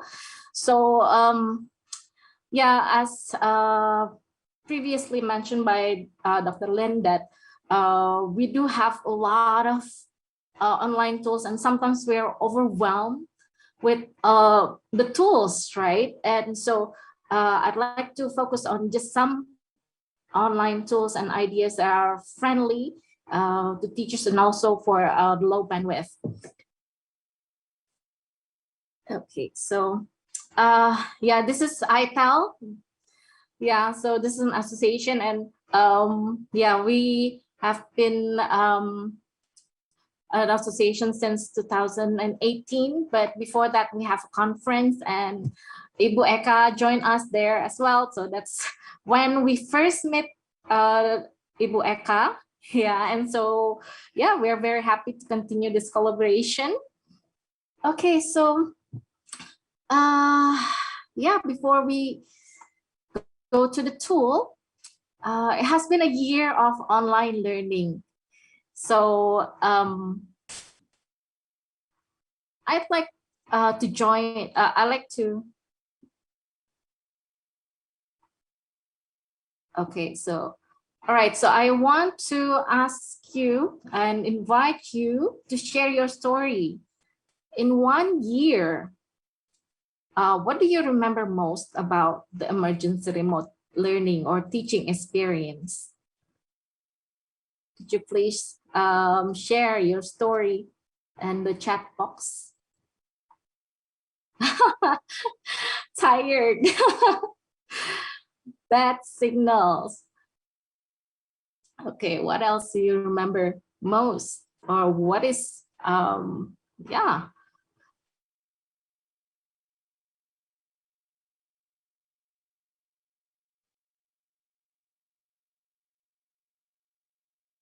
that it is complex? Okay, so no enthusiasm, so challenging. Oh goodness, exhausted eyes. Yeah, because we have to always stare at the computer screen or your smartphone screen. Okay, don't understand what the teacher is saying. Okay. Okay, one of my students climbing the roof to find good signals. Yeah, okay. All right. Teacher must master IT. Okay, yes, definitely, yeah. Okay, using mixed language, yeah, Indonesian and English. Okay, all right. Okay, there's so many responses, as we know that there are, I think, over 300 people in this Zoom right now. Okay, so many responses. Okay, so this is using pictures what I remember most about the emergency remote teaching and learning experience. So we have some students that wake up just like 1 minute before the class starts, right? And so yeah, they're still in a waking up state. But the good thing is we can have some coffee with us when we're teaching. Well, as sometimes when we're in a face-to-face setting, yeah, sometimes we feel bad if we have to drink something when we're teaching, right? But when it is in our home, then we can have some coffee with us. But the last one is probably is the one that a lot of teacher experience, right? Having to stare at, yeah, just names without faces, right? And then they will just mute the microphone, and then it feels like we're talking to ourselves, right? Yeah, so some of you mentioned that as well in the chat box. Okay, so yeah, as we know, there are 3 different types of learning interaction. So the theory is, in order so that learning can happen optimally, is to students to have this kind of interaction. So first one, of course, is student with content, and then they will have to have interaction between students, and also interaction between teacher and student. And well, if one of them is not fulfilled, learning can happen, but obviously something is missing. And then obviously from, if we see from the previous slide, yes, it is missing. It is missing teacher to student, or especially student to students, yeah. Okay. So this is continuing from Dr. Lynn. We have the same thought, yeah. So we see the full domain of language development. If you want to improve certain skill, we cannot just focus on just one. So we need to practice all of them. If you want to be good in speaking, we still need to practice our reading and our listening, as well as writing as well. So it's receptive language, which you have to practice. And also, if you do not practice the expressive language, we will not be able to, to come up, or to be able to speak or to write well. So that's why all of the skills are equally important and need to be practiced if you want to improve, or if you want our students to improve. So this is a quote from Chris Canlin, and he is one of the world's leading innovative applied linguistic. This is, actually Dr. Lynn also mentioned this. Getting the students to talk is the major and one of the most difficult tasks confronting any teacher, not only in second language. As we know, English is our second language, but also in our first language as well. So it's difficult for students, if we want them to describe something or tell something, it's one of the most difficult tasks. And so we did discuss what happened on 1 year. How about teaching oral communication skill during the pandemic? Maybe you can share your experience in the chat box. Do you use maybe social media, like previously mentioned, like maybe using Instagram, or right now TikToks? Some of you use Instagram, some of you use Moodle, which is probably provided by the university or the place where you teach. Or some people also use WhatsApp, and sometimes you use them to maybe video call one by one. That's why maybe some of you are exhausted. So I have to explain everything, or I have to practice one by one with my students. And we have 100 students, maybe. Okay. Or maybe you will ask them to come up with a project, or ask them to present something. Okay, so some of you said yes, video production, Google Meet or WhatsApp forum, voice note. Okay, so I give a topic to the student and ask them to give their opinion in a voice note and ask them to send it. Okay, Google Classroom. Yeah. Okay, using Telegram. Yes, Telegram is also a good one to this as well. Project of vlog. Yes, as we know, a lot of young people right now, they do want to be vloggers or YouTubers. Yeah, so yes, exactly. You can ask them to do projects, something like that. Give them some case to solve and ask them to deliver their opinion in Zoom, using YouTube, using Google Meet, e-learning. Okay. Okay, right. So yes, we do spend a lot of time when we teach oral communication skill. Yeah, for them to practice oral communication skill. Okay, so I'm going to share just some of the things that I use when I teach my classes. So besides teaching classes in a university, I also teach for workers in that, which is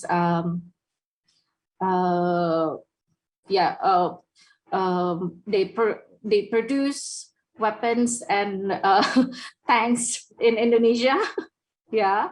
So their language is actually they don't use English, but they need to be they need to have a training to go abroad. So they will need English, and especially how to survive using English. So yeah, so these are just several things that I use with them.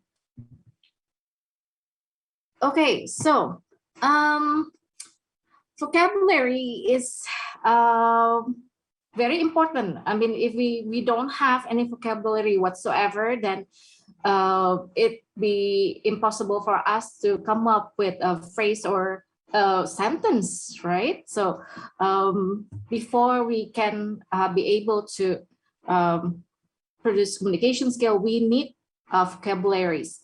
Okay, so we can use a very simple tool. It's called Wheel of Names. This is a very fun tool, usually used for to pick names or choose winners, yeah. Or sometimes we'd like to use it for if one need to present, yeah. If one needs to present, then we will pick their name from by spinning the wheel. We can use this to pick a topic to discuss. We can use this also for sentence starters. So just some ideas of what you can do with this. Right, so for example, so we can see their prior knowledge on certain vocabs.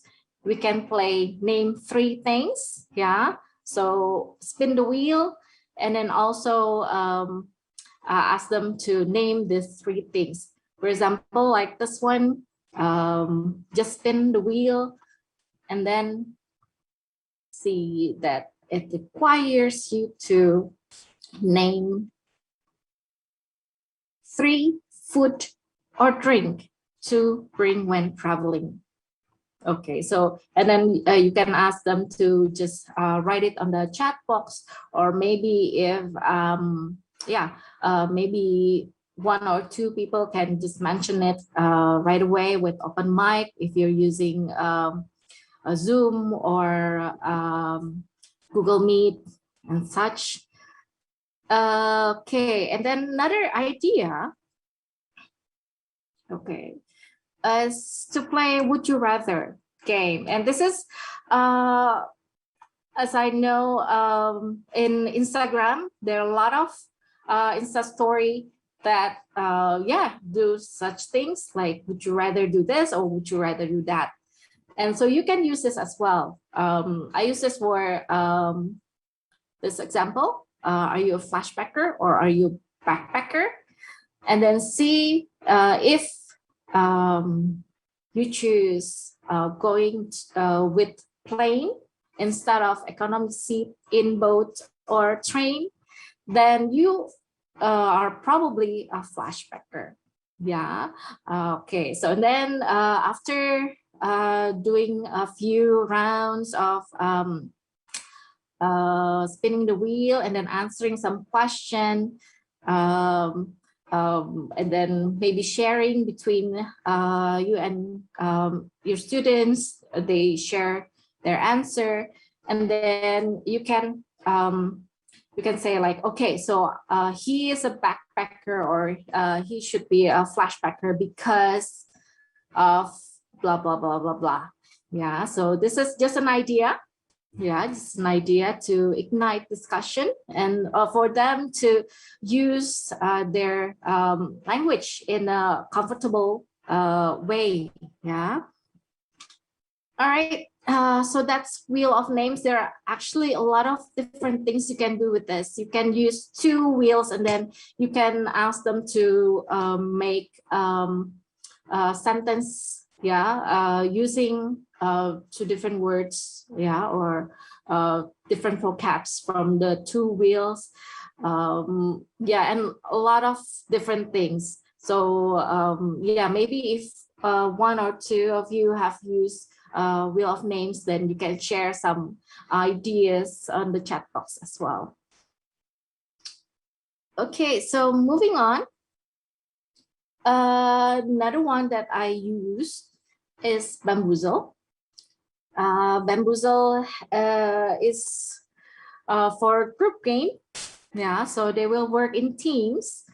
This is good also for review of vocabularies, or maybe yeah, so it's can be like a quiz. Yeah, so if you know the show quiz show, yeah, some quiz show, they do something like this. You have to choose one box, and then yeah, you have to answer whatever is in that box. Yeah, the question is in the box, and then so you can also assess their prior knowledge as well. So whether they know this kind of thing, what is the most unusual way of transportation you've heard of. Yeah, and then yeah, you can see how far or how much you know, yeah, your student know. Okay, so this is also a great one that I use, and they can play like for almost can be almost an hour, because they had so much fun. They enjoyed this so much. Okay, so this is an alternative. Okay, so we do need some other skills, yeah, to improve our speaking skill. We can do listening skill. Yes, we can use some videos as well, but we can also use simple ones like this. Maybe you know learning apps. Yeah, learning apps.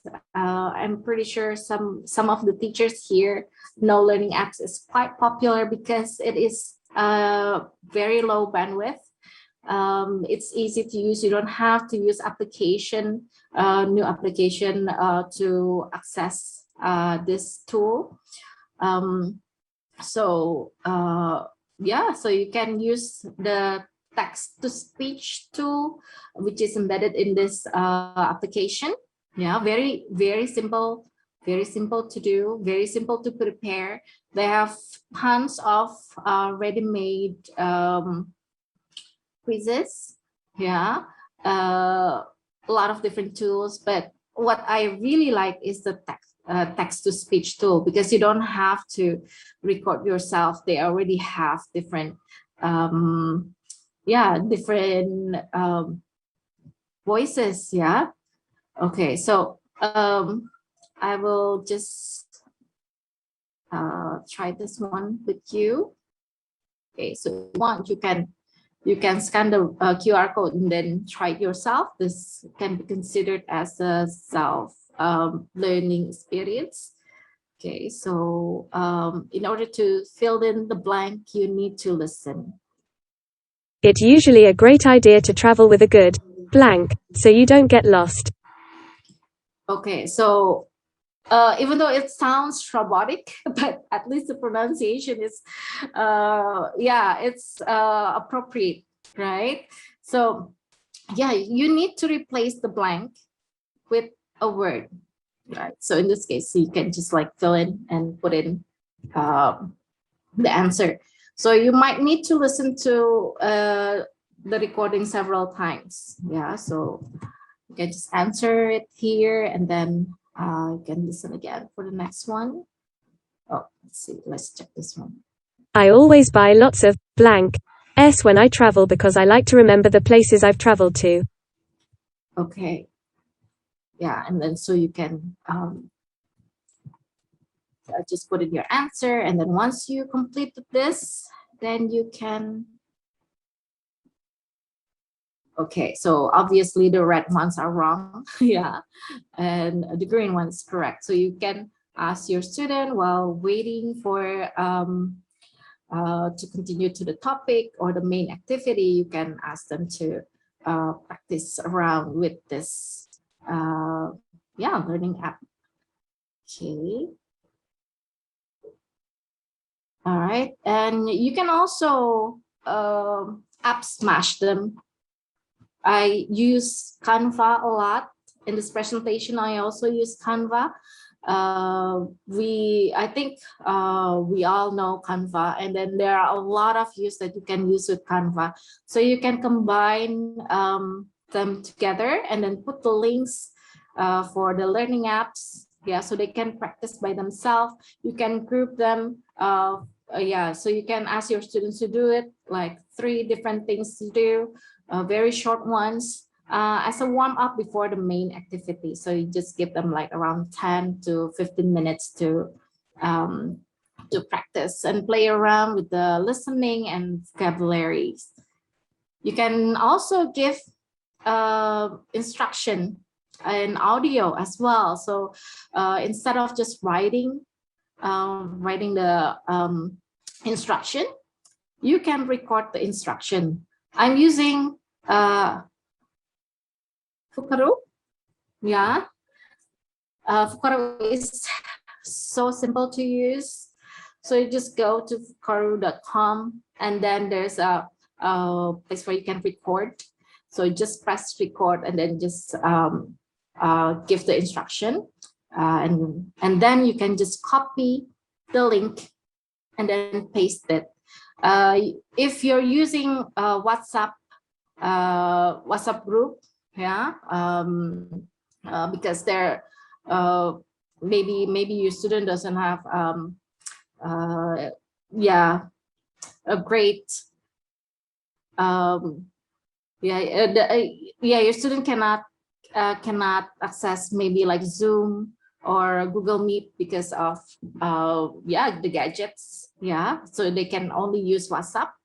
It's an alternative, so for you not to bust your memory card, because there might be a lot of voice notes that you can prepare, or voice notes from your students. So you can use this instead. Yeah, so it will give you a link to your instruction, and then you can also ask your students to answer using Fukaru as well. Again, this is you don't have to have an application. You just access the web and then just record it. You can use your handphone, or you can use laptops as well, or you may borrow someone's smartphone as well to record your answer. So yes, I agree that it must be adapted with our students' condition. Yes, because student is the most important part of when we are preparing our lesson. Especially in remote area. Okay, so thank you for your comments. Okay, and then just on alternative, what you can do with Fukaru. Yeah, so I got this actually from a friend of ITEL as well.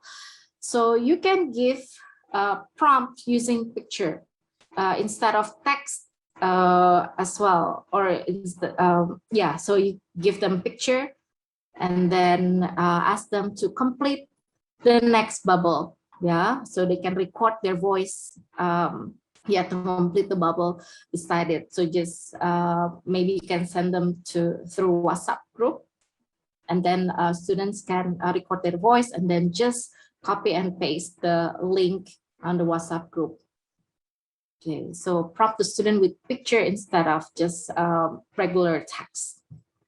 Okay, so you can also do this kind of thing. So I was discussing with my friend, then she was saying like, oh, I'm just wondering like, how can we make them like in a communication, yeah, in a communication setting? Because if it's like only one way, like, yeah, it's monotonous, right? So I want them to have to communicate between each other, like, but they're in different places, right? So we can, just an idea, you can combine Fukaru and Canva, provide them with a comic strip. So you ask them to complete the comic strip using voice instead of text. So maybe you can start with the first one and then ask them to complete the other two, or you just ask them to, maybe tell a story, any story that they want. Using their creativity. I'm pretty sure that our students are very creative. We don't know what will come up from their creativity. So yeah, you can prompt them with give them the first two, or you can just ask them to just create a comic strip using some voice. Okay. Let's see. All right, so this is another one using voice. This is a voice tag game. So I was teaching backpacker or flashbacker in my last session. Okay, so I can ask them to play a tag game or just record their voice. Okay, so it can be something like this. So you give them some questions in the voice slides. Create some questions. What's your name? So they have to answer with their name first. And then, are you a backpacker? Why do you consider yourself that? What are the 3 things you need to have or bring when you travel? And then lastly, what is the one thing you must do when you travel? And then they can record their voice. Yeah. Very simple to do as well. It's all in one web page. So they record their voice. Obviously, when they record their voice, they will do a lot of practice, right? Before they save their answer. And then you can see their results below. Right. So after this, you can actually gather and then ask them to maybe comment or maybe pick the most interesting answer. Right. So they will have to listen to their friends' explanation, their friends' answer, and then give feedback, or peer feedback or peer comments.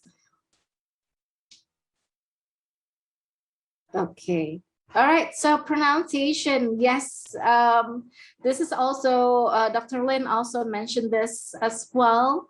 I found a website. Yeah, it's called Youglish, Youglish.com. This is for English. Pronunciation. So you just type in a certain word. Yeah, and then it will gather different videos from YouTube. And then we'll make sure that in the video there's one word or phrase that you search for. So right in that minute or yeah, just in a few seconds, it will the word, right? So like, for example, this one is splurge.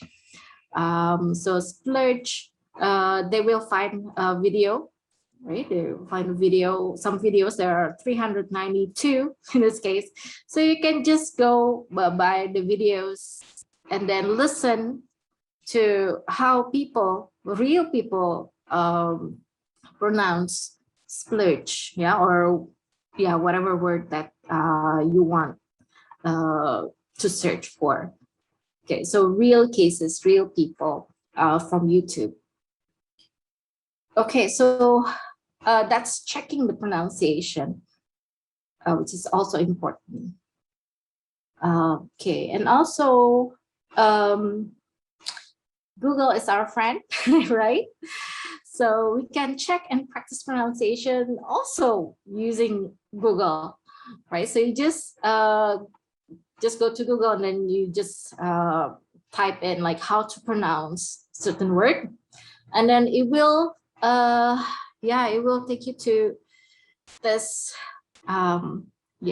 helpful practice pronunciation. So you can just listen, and you can also put if you want to listen in a slower pace, then you can just put slow there, and then you can press practice, and then it will let you know how you sound like, right? So it will correct you. It also show like how your mouth should move, and then also ask like maybe you should put your tongue below your teeth or something like that. Yeah, so like this. Yeah, make sure the tip of your tongue isn't touching anything. Yeah, for example, and then it will provide you with some other different words that might help you with the practice, this certain word that you search for. You can practice with this again and again and again. It is completely free. So if you know some application, there are you have to pay for this kind of thing. Well, now you don't have to use those applications. You can use Google. Yeah. All right. So this one is good for practicing pronunciation.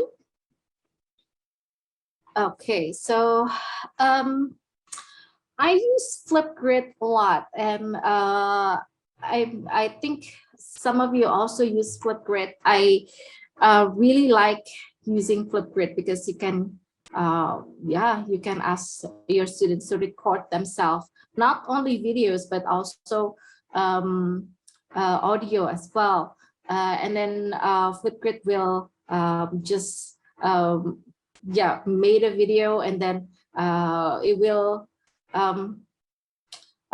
also not be too much bandwidth, not using too much bandwidth as well. So besides having a video, you can also ask your students to peer comment using video or audio as well instead of for text. So you can have a kind of like a discussion there. Yeah, so they can comment or they can ask certain things to their friends, practicing using English. Okay, and let's see. What I also like is they can practice presenting, okay, and then they also can practice reflecting on maybe some topics or lesson.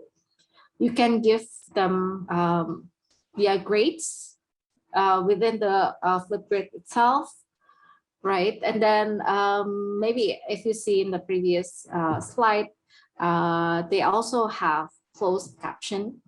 Yeah, so automatically generated closed caption. So if they have a good pronunciation, then it will record in English as well. So the closed caption will be in English, proper English as well. Now, in a closed caption, this is what I like best. So sometimes we don't have time to watch all of the videos, right? And then yeah, we wanted, but still we wanted to see like whether they used correct grammar.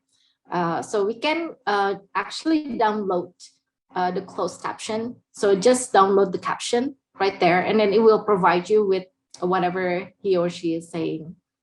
And then you can also download like the whole classes. Yeah, all of them, not only one by one. Okay, so you can use Flipgrid with this as well, scavenger hunt. Or yeah, this is kind of something to do, like a asynchronous scavenger hunt is an idea. So to encourage natural language use, so they will have to go somewhere and then they will have to record something yeah, right away. For example, in this road trip, find it. If they see a police car with lights on, then they will record it and they will say, okay, so guess what I see? There are some police car with their lights on.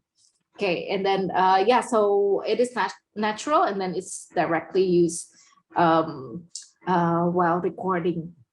And then they just can upload it to Flipgrid. Okay, so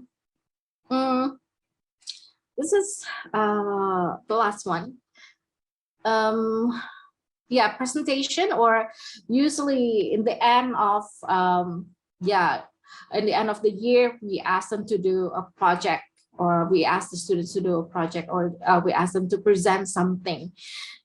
Before presenting, you can ask them to prepare themselves before the big presentation. I'm just using PowerPoint Live, which you can access in the web. Just search for PowerPoint, and then it will take you to Microsoft Office. And then go to PowerPoint. You can upload your PowerPoint there. And then you can have a coach presentation. It is built in the PowerPoint Live. So just click your presentation and then go to slideshow. And then there is a rehearse with coach. Rehearse with coach. They have also body language coach. Yeah, but if you want to practice with your voice, just focus on the voice. They will give you feedback. When you're presenting, they will give you feedback. Try not to use many filters and so on while you're presenting, or preparing, right? Practicing. So they will give you report. Yeah, rehearsal report. Maybe some fillers to avoid, and then a pronunciation. Maybe there are some repetitive language that you use, and yeah, so many other things that you can see. And also, if you use a body language coach presentation, they will tell something like, okay, so maybe not to put your hands in front of the camera. Yeah, so yeah, so this is great for us, yeah, as well as our student before the big presentation. Okay, so do you feel like this after all the online tech tools that I gave you? Because when I'm preparing this, I feel like, oh my goodness, there are so many things to to learn. There are so many things to prepare. Yeah, I understand that this can be something that is exhausting for all of us. So just a tip for choosing teaching technology. You need to consider this 5 things when choosing your technology or tools. First, it has to be relevant. Yeah, so it can be something that is easy to use. Navigation, Yeah, so your student also can navigate well, easily. Customization, of course, sometimes we cannot just use a ready-made tools, right? So we do need to adapt some things. So technology tool that can be customized, I feel it's the best. And interaction, okay, so this is the important thing. So whether it can build interaction between students and content, or students and teacher. So this should be a big consideration when you choose technology as well. And lastly, but not least, of course, the accessibility.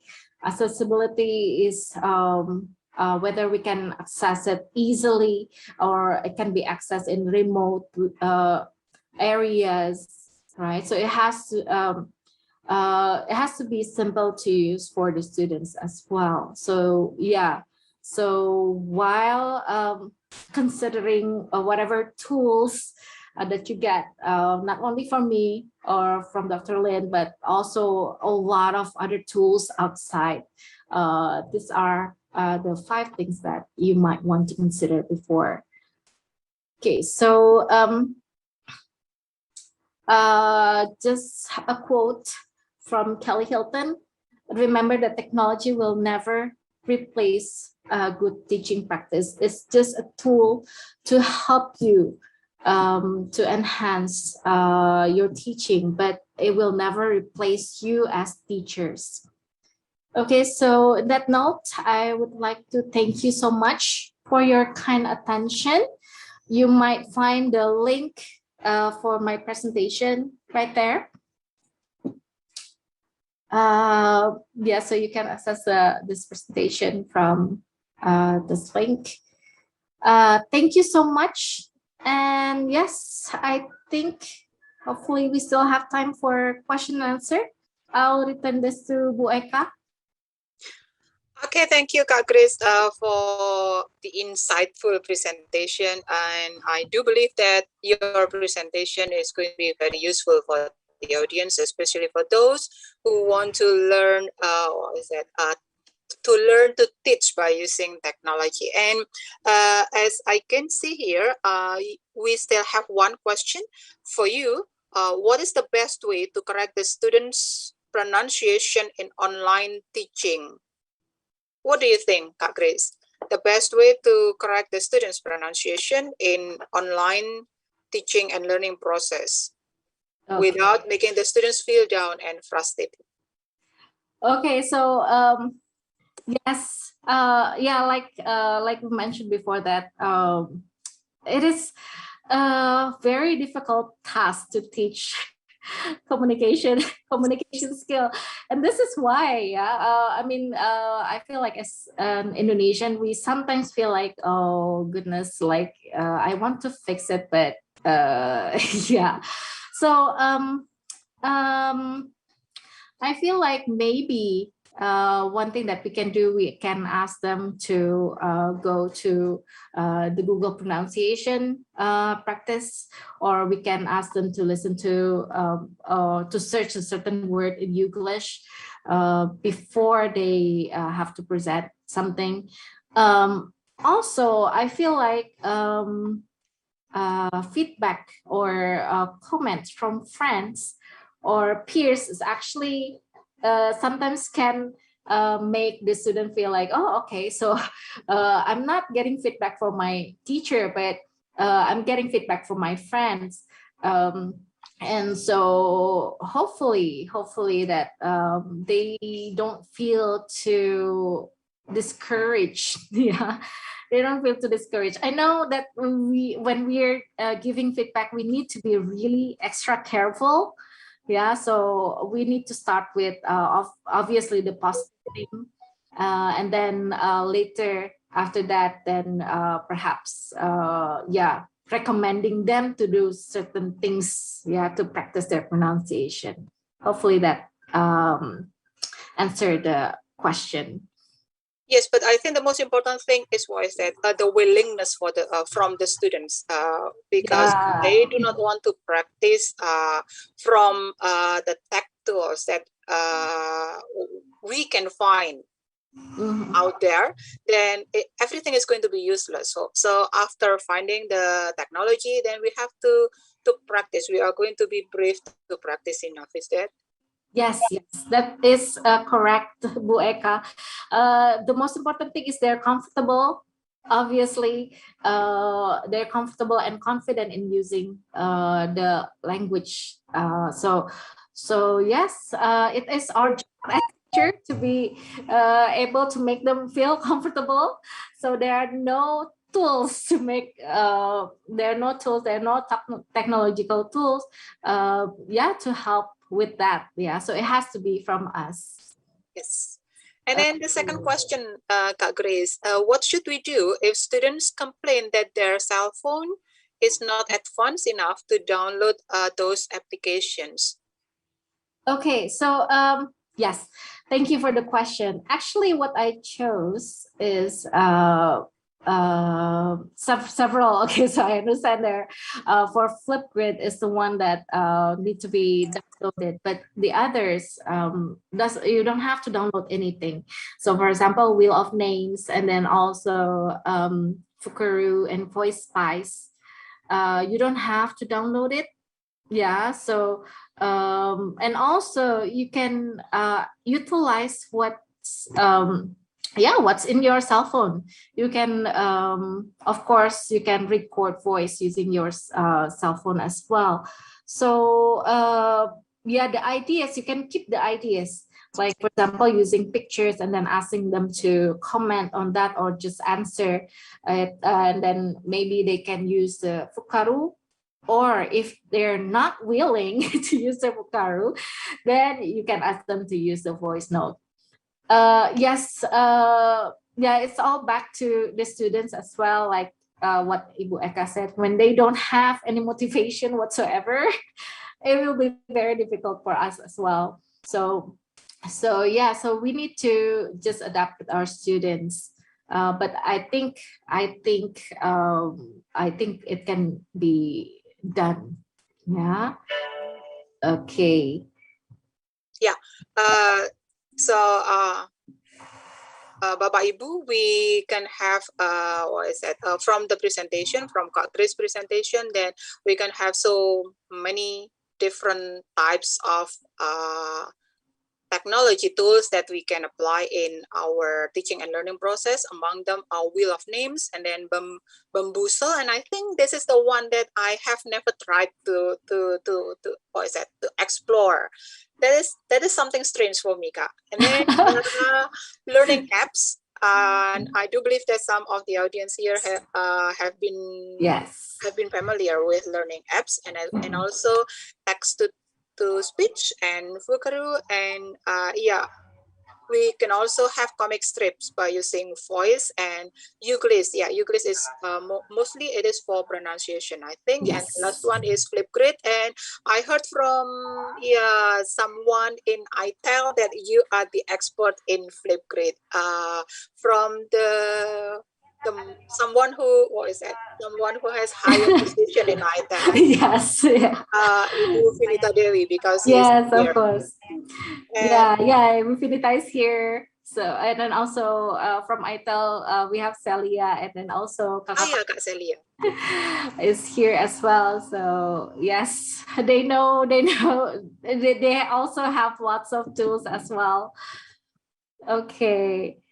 So stay with us, stay focused with us, stay tuned with us, because later on they are going to be here in one of our webinars. Yes, that's true. So finally, Kak Grace, we come to the end of your session, and something that we can see, I think, although we have so many different types of tech tools, but still the most important thing for us is to know the objective. Then we have to set the objective. Then after that, we have to find the technology that is suitable for achieving the objective. So objective first before the technology. Is that, Kak? That is very true, Ibu Eka. Okay, so Bapak Ibu, I think that's all. That is the end of Kak Grace's session, and I think I'm going to give the floor back to the Master of Ceremony, Kak Rizky. Thank you, Bu Eka. Well, okay, thank you, Bu Eka and also Bu Grace for having a great presentation. Well, ladies and gentlemen, we are going to have the third speaker, and she will be also accompanied by Bu Eka. Bu Eka, so you may continue your job as the moderator. Okay, go. So after closing, you open it again, Weka. Yes, so Bapak Ibu, this is the third speaker, and she is Ibu Siti Siti Masifatul Fitria. Okay. She is one of the lecturers in our department, a PhD lecturer. Yep. So let me find your CV, Kak. Because actually there should be someone else with you, but yeah, because of the technical terms, then I have to be here back with you. So here we are. So Bapak Ibu, Ibu Siti Mas Rifatul Fitria PhD is a lecturer in education in Universitas Jember. And since 2006, he has been a lecturer in education at the Faculty of Teacher Training and Education, Jember University. And she completed her PhD studies in University of Manchester in early 2018, in which she studied the experiences of Indonesian English medium instruction teachers of change and reversal in the language of education. Then after she went home to Indonesia, to Jember University, then she focused her attention on the practice and research on teacher education and professional development and methodologies of ELT and its assessment. So without further ado, time is yours, Kak.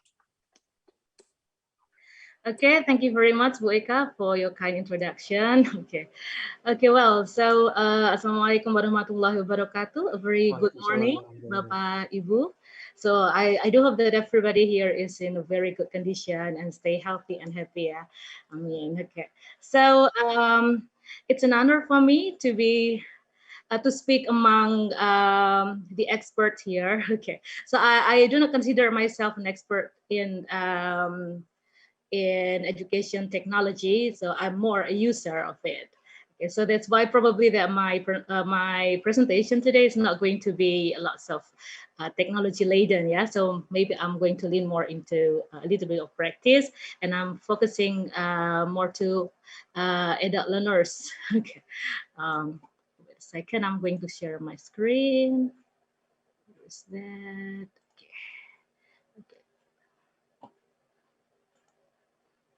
Okay, bear with me a second.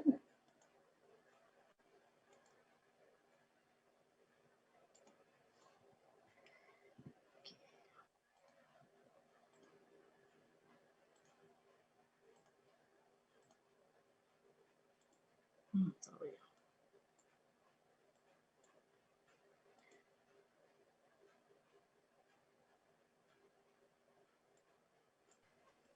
Okay.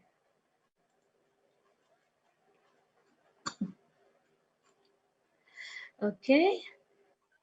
So, wait a second.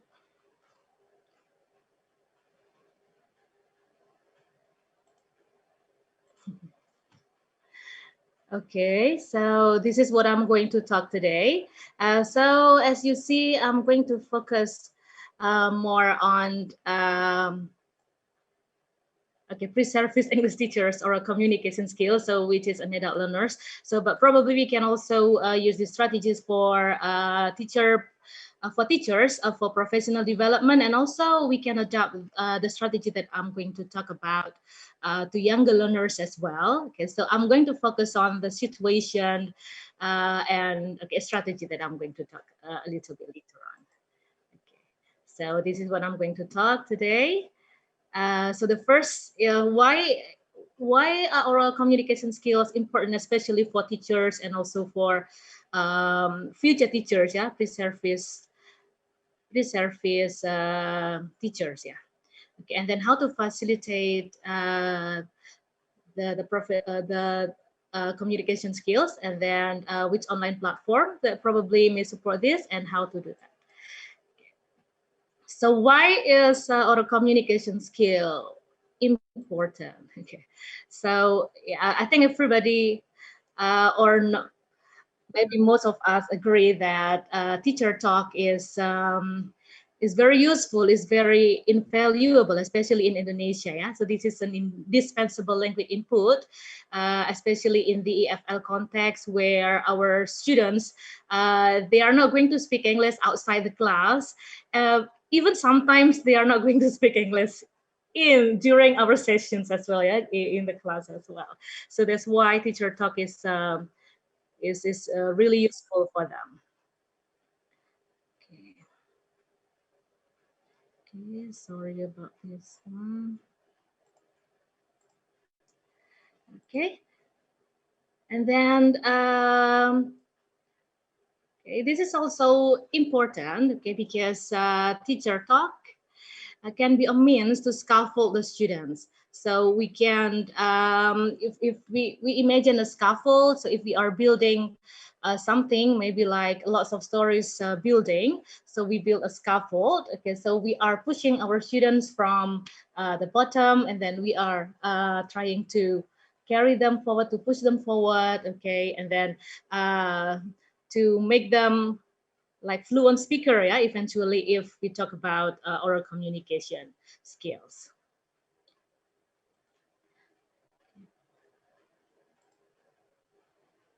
And oral communication skill is also a core dimension of teachers' professional competence. So Richards, 2017, so he mentioned that like the oral communication skill is often assumed to constitute a core dimension of teachers' professional competence. So English teacher is often seen as competent if we can speak English well. Okay. So yeah, so this is like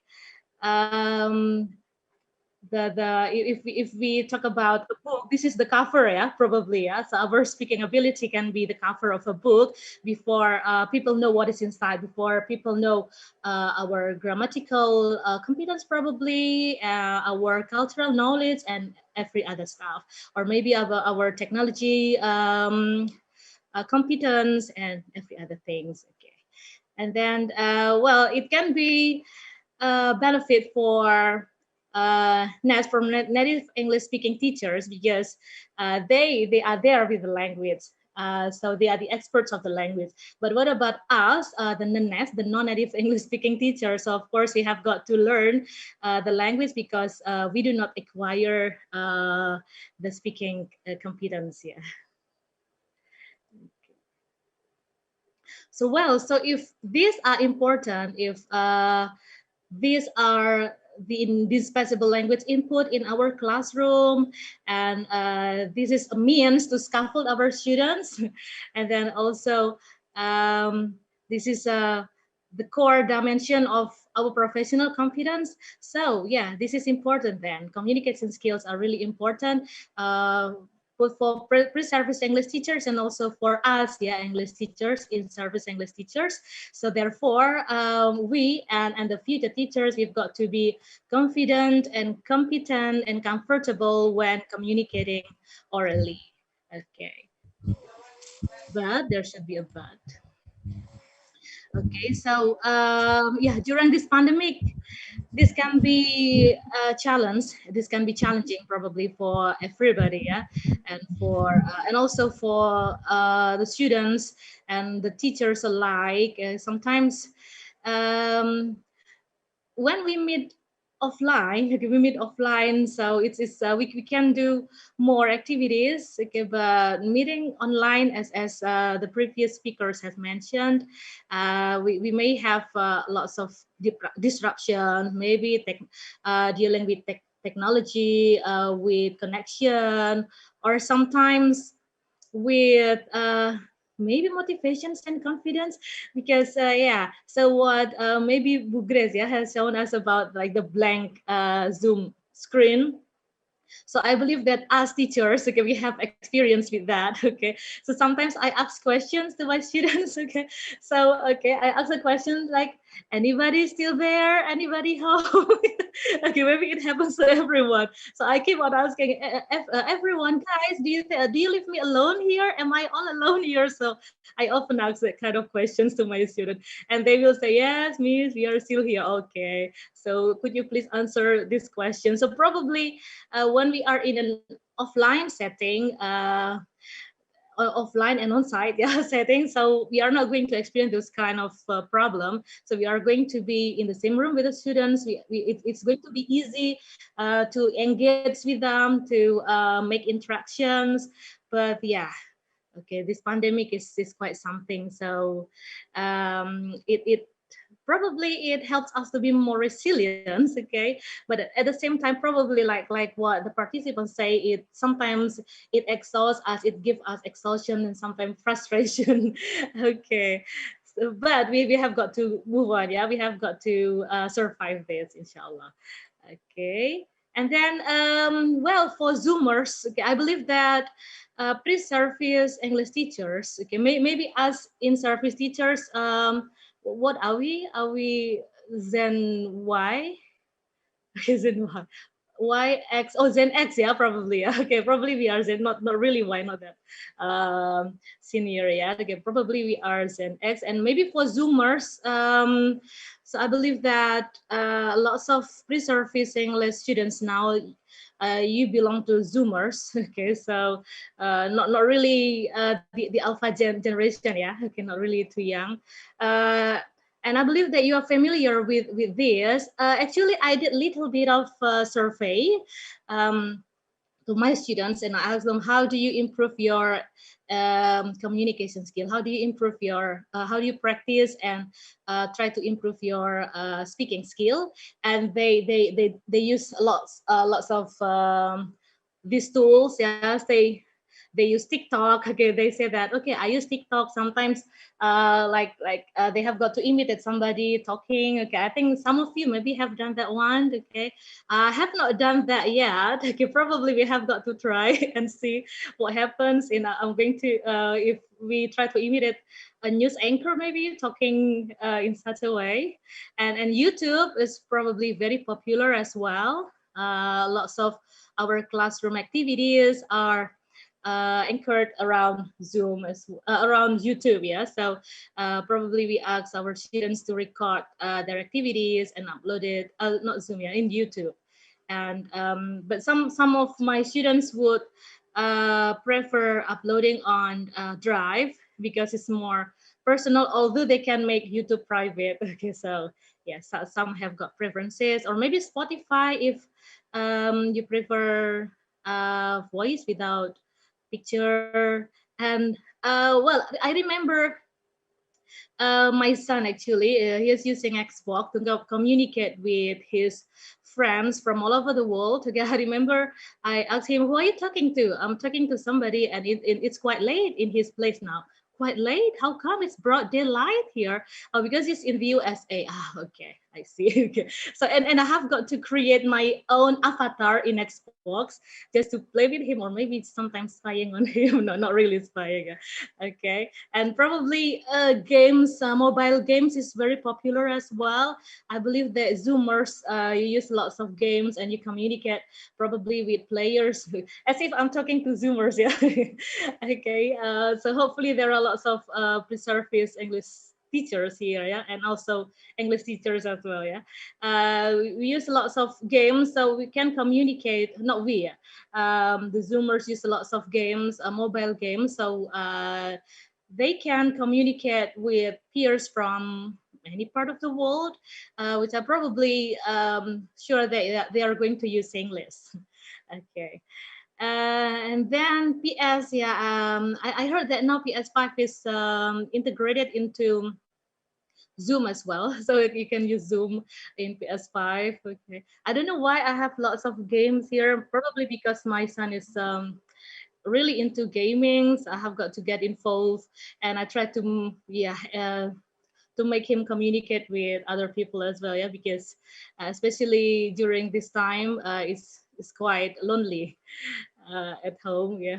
And also these more popular platforms like Zoom, WhatsApp, or Skype probably, which is getting less popular, yeah, lately. I remember like early 2019, I'm going to talk to one of my friends, and he insisted of, okay, we are going to use Skype. Okay, and now he has migrated to like other platforms as well. Okay, so he loves Skype so much at that time. Well, so this is okay. So we can do these activities, like we can go out there and reach other people, reach people out there and talk to them when we have been really confident, when the students have been really confident, and they can upload TikTok or YouTube when they are confident. So what if they still feel not confident yet? Okay, so this is the survey that I actually, a brief survey that I actually did in a short notice, and this my students responded. So surprisingly, that 50% of them, they were not quite confident to speak English. Okay, and then 23% confident, and okay, the blue one is very confident. This is about maybe 5%. Okay, and okay, like small percentage here, not confident. Okay, and I also asked them, how do you perceive your speaking competence? Okay, I was surprised, like somebody put one. Okay, so probably he was the one in the green zone, yeah. Or we in Jember, we say we are confused between green and blue, yeah. Okay, is it green or blue? Because in Jember we are Pandalungan, so we are mixed between Japanese and Madurese. I remember there is a story during induction week in Jember University that the students have got to wear something blue, and then one student came with green. Okay, and then the committee said, okay, what shall we do with this person, because he is not 100% wrong, right? Okay, this is culture, right? Okay, because communication relates a lot with culture, like maybe what is nodding, what is shaking, lots of things like that. And colors also, apparently, they come to different meaning, yeah. Okay, okay. So this is what came out from my brief survey for like some of my students, yeah. Okay, and I also asked them what could be the barrier of for them that prevent them from speaking or practicing lots of English. Okay, so they say that these three things, yeah. Okay, lack of confidence, and then they feel anxious, okay, to speak with their friends, okay, because they have got a fear, they are afraid of being judged, okay, for their mistakes. So probably when somebody is talking like, okay, your pronunciation, nothing is not quite correct, you are supposed to say this instead of that. Okay, I forgot what I was going to say. Probably. Okay, so if somebody is keep on being corrected, and then okay, so they are going to lose their idea. Okay, maybe corrections can come later. I'm going to forget what I need to correct. Okay, maybe you can write down what you need to correct. Okay, no, this is just an imaginary conversation, yeah. That might happen. Okay, so this is some of the interesting theme that actually I actually found from the survey.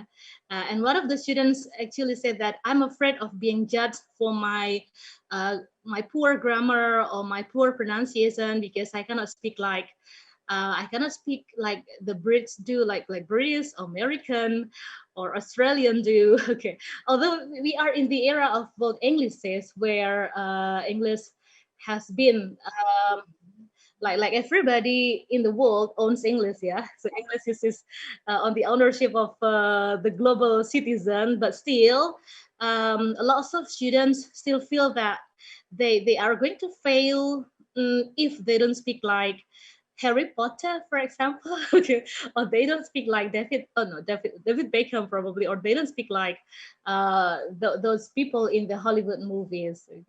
So yeah, so judgmental here, and this is actually the key to the activities that I'm going to talk this morning, almost afternoon.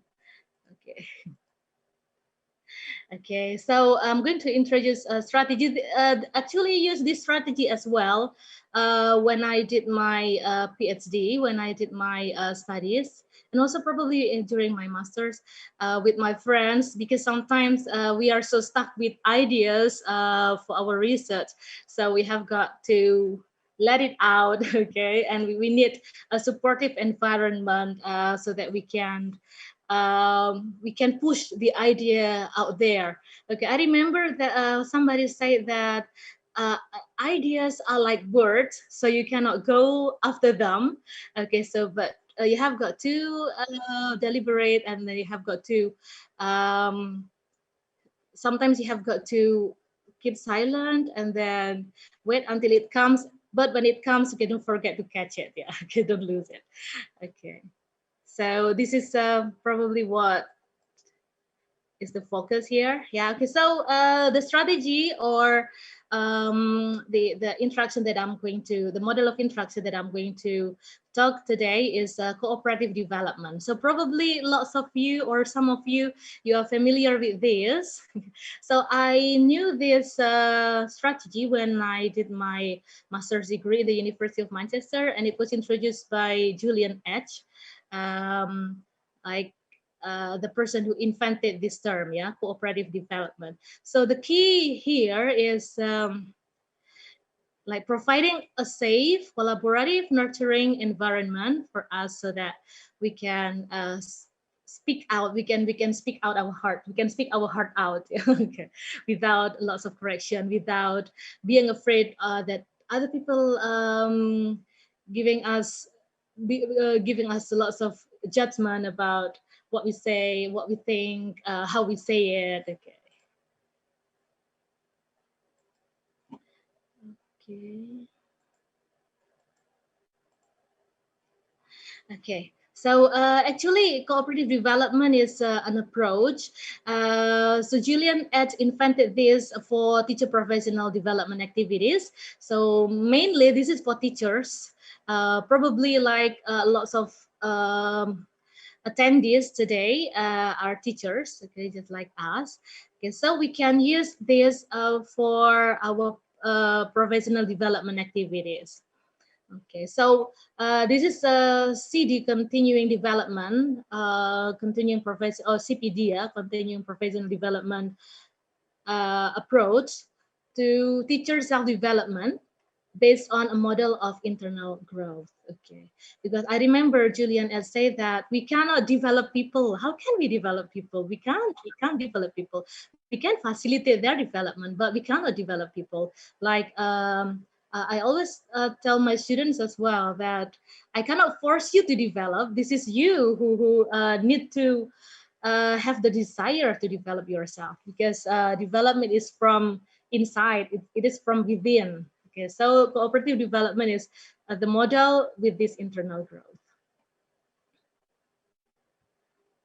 Okay, so because we cannot do this offline yet, okay, due to the pandemic, which hopefully will be over soon. So we can use this on platform as long as we can meet and talk virtually. Yeah, we can use WhatsApp. So probably we can use WhatsApp video call or WhatsApp call if we don't feel comfortable doing it with video yet, or Hangout, or even with Facebook call. Or maybe if we have been more comfortable, we can go live on Instagram using this strategy, or maybe you can use Line or Skype or Zoom or whatever platform that you feel familiar with, or maybe with the platform that one of the audience probably Abraham mentioned, the gather town, you can use that as well to make it more interesting probably. So how to do it? This is how to do it. Okay, so basically there are two roles in cooperative development. Okay, so these are the main roles. First one will be non-defensive speaker. Okay, so the speaker cannot be defensive, so he's got to be he's got to remember that this is cooperation. This is a that the two sides are working together to develop. So they cannot say, they cannot express the ideas defensively, and if, for example, the understanders try to encourage them to speak more or to ask them several issues, so they have got to cooperate with the understander. And then, okay, sorry, this is a typo, non-judgmental. Okay, so the understander should be non-judgmental. Okay, non-judgmental means like what I previously said. So they cannot correct what the speaker says in terms of ideas, in terms of grammar, in terms of vocabulary. Just let them speak. Just give them room. Okay, so we are there to understand them and to attend to what they are saying. So we give them like the floor as wide as possible for them to express themselves. So and then I remember I added one role when I did it with some of my colleagues. So we call it reflective observer. So one of us, because we are still practicing this, so one of us played the role as an observer, and during the reflection stage, okay, so the observer would say that, okay, so the understander, you were still a little bit judgmental. You did correct it, for example, her pronunciation, or you did corrected her grammar, or you did corrected her ideas, okay, or maybe you judge the ideas, okay. So this is what the observer do, and then the speaker, okay, yeah, you have done a good job, but maybe in this part, okay, so this is what the observer do. Okay, so basically it is the interaction between speaker and then understander. Okay, not a listener here, understander. Okay, like non-defensive speaker and non-judgmental understander. And the key word here is attending, not only listening. Okay, so this is different, yeah, between attending and listening. You can listen to other people while, okay, probably doing something else, okay, while on the phone, okay. So you listen to other people while but attending means that you are there, body, soul, support, and everything, and you are ready to give your energy to attend to what the person is trying to present you. Okay, so you can show that you are attending in the situation through your body language, through your eye contact, or through like maybe the words that you are saying. So you are not just there, okay, but you attend, okay, body and soul.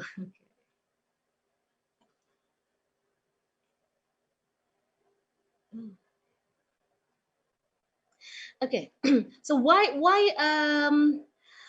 did I come up with this cooperative development ideas? Because in my experience, in some speaking encounters, in some speaking sessions, this may not work well because some people might be offered dominant, okay, like some people like to talk a lot. Probably myself, I like to talk a lot during a forum. Probably Bu Eka is laughing. Maybe during okay, meetings in our departments, okay, I'm a kind of person, I try to be quiet, okay, but sometimes my self-control is not that good yet. So yeah, okay, so somebody is not a good listener, probably like myself, and then another person is probably too shy to speak, or another person might think that, okay, this environment is unsafe. When I'm going to try to speak English, probably somebody is going to correct my grammar. okay, I think you should use past tense. Okay, yeah, okay. So this is not the correct tense to use in this situation, I believe. Okay, and then probably somebody is going to correct my pronunciation. Okay, so you are not supposed to say, okay, present. Okay, this is a present, not present. Okay, oh, maybe I'm going to make those kind of silly mistakes. So probably there will be somebody over there, and probably there is somebody who incessantly correct other people. Okay, so okay, so we cannot be that person, yeah. But as a teacher, yeah, we need to do correction. That's a part of feedback. But how to do it? So we have got to consider the situation. We have got to consider the environment, because based on what I experienced as well, when we have lots of correction, when we have like lots of criticisms, and then we are not going to be able to express our ideas as fluently as what we have wished for, yeah. Okay, so yeah, so these are the potential problems of speaking encounter. So that's why a safe environment with a non-defensive speaker, and then non-judgmental understander and reflective observer may help in this regard. And we can take turns. So the shy person can take turn to be the speaker in one occasion, and then the dominant person can take turn, can play a role as the understander. Okay, so I believe that it will be really hard. Like, okay, I want to say something about this. Okay, this is interesting. I have lots of ideas about this one. Okay, so okay, but because okay, I'm an understander, so I have got to listen to what the other party is talking. Okay. Excuse me, Bu Fitri, Yeah. 5 more minutes. Oh, 5 more minutes. Okay. Thank you very much, Bu Eka. Okay, and then the person who feels that okay, the situation is not safe, and then they are not going to feel that anymore, because okay, I can say whatever I want and nobody is going to judge me, so I can improve. I can improve myself, and I can experiment with my language. Okay, so okay, so these are actually the three cores, the three core elements in CD, or cooperative development. The first one is respect. So we are respecting the speaker, and the speaker is respecting the understander. And then empathy. Okay, so the understanding give lots of empathy to the speaker. Okay, if they make mistake, it's okay, but we don't need to say it's okay if you make mistake. No, like okay, I will make mistake. But we have got to do it in a way that it's not discouraging the other party. And then sincerity, that's very important. So we attend in the situation sincerely. Okay, without any lots of without being pretentious, yeah. Okay, without pretending. I'm pretending to be empathetic. Okay, no, it's not like that. Okay, and then okay, so how to do it? So this is the simple procedure. Yeah, actually there are lots of terms that Julian had introduced in for this strategy, for this discussion strategy. Yeah, so but simply we can put it this way: the speaker speaks, and then the understander listens, okay, or attends the encounter, and then the observer watches, and then coming to the reflection. But during the reflection, we cannot start being judgmental again, because still we have got to remember the three principles of CD: respect, empathy, and sincerity. Although during the reflection, we can be free. Oh, I think, okay, so you have got to improve in this part and that part, but still we have got to do it respectfully. Okay, so these are the terms, some terms that okay, related to professional cooperative development. Okay, attending, reflecting, okay, focusing, thematizing. We can ask as an understander, we can ask some of these questions to thematize, to challenge, okay, to help the person speaking with their goal setting, to trial. And then planning means what shall we do next. I'm going to be a little bit quick. Okay, so I mentioned earlier that what if I'm not confident? Okay, I need a safe environment to build my confidence. Okay, is CD also helpful for those who are already competent and confident?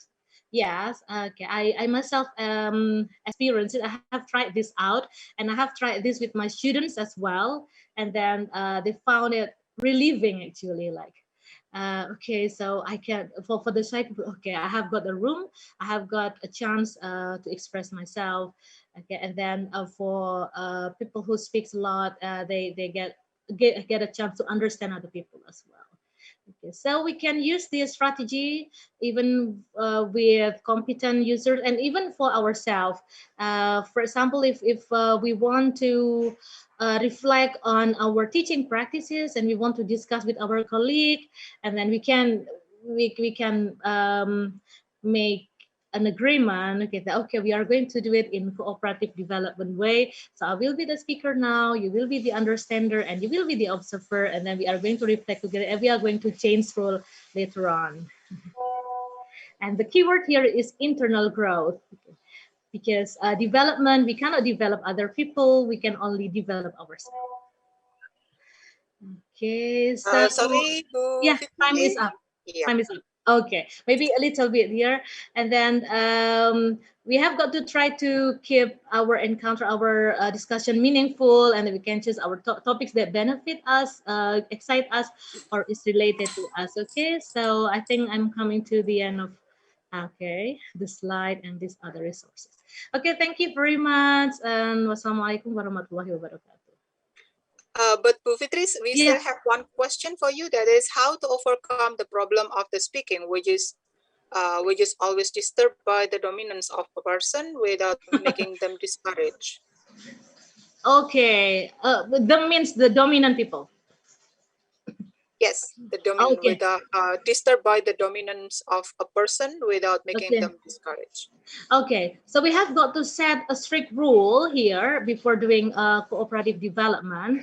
So we have got to agree. So who is now the speaker, who is now the understander, and who is now the observer. So the first thing first that we have got to set is this thing, these rules, that okay, now you are the speaker, so you can speak whatever you like, and I'm going to listen to you because I'm the understander. I'm going to listen to you without lots of interruption, okay, without being judgmental. I think that's agreement, and also introducing these three principles. Okay, these three principles. Okay, dominant people, please give respect to those shy people who want to express themselves. Okay, and please, shy people, okay, now you can express yourself, and we have lots of sincere sympathy for you and respect. We believe that you have lots of things inside you that we need to we want to hear. Okay, probably that might help. Okay, so I think the most important thing is that we have to make the students know the rules, and they have to know what is that their roles, their roles, the rules, and they also respect the other their friends, and also show their empathy to the other friends, especially when they are having a group discussion. Yes. Yeah. So, Bapak Ibu, I think we come to the end of this session. Thank you very much, Ibu Fitri, for your insightful presentation. And now thank you very much, yeah. Now we come to the next session that is going to be with Nguyen, and you are going to be with Ibu Bilkis, Ibu Mutiara Bilkis. Ibu Bilkis, are you here? Yeah, I'm here. Can you hear my voice, ma'am? Yes. Okay. Thank you. Okay, thank you very much for the time. And everyone, I hope that you're all still in good spirits. Me, Mutiara Bilkis, will be your moderator for the last session. And the session will be delivered by our esteemed speaker, Dr. Min Nguyen, or your complete name is T. Tui Min Nguyen. Is that right, ma'am? Did I pronounce it correctly? Hello, Nguyen. You are still mute, Dr. Min Nguyen. minutes. Yeah, okay. I'm sorry if Hi, I yeah, pronounced your good name afternoon, wrong. everyone. Good From afternoon, Dunedin. ma'am. I believe Yeah. it's around lunchtime now in Indonesia, right? Yeah, it's around lunchtime now. Exactly, like 1 hour to go for lunch. I All right. see. I hope that everyone is still in good spirit. How are you, Dr. Nguyen? I'm fine, thank you. And I'm so sorry that I couldn't join you earlier. I had a few family related matters to attend to, and then I had a few meetings as well. It's okay. It's nice to have you here. Thank you All so right. much. Okay, you're most welcome. Our pleasure. Now, before you deliver your materials, I'm going to introduce you to our participants for today. Okay, now our esteemed speaker here is Ma'am Min Nguyen. Is currently working in University of Otago, New Zealand, and Department of English and Linguistics. And she is an applied linguist and a language teacher, educator. And her research interests include pragmatics and interactional competence, language learning and teaching, and heritage language maintenance.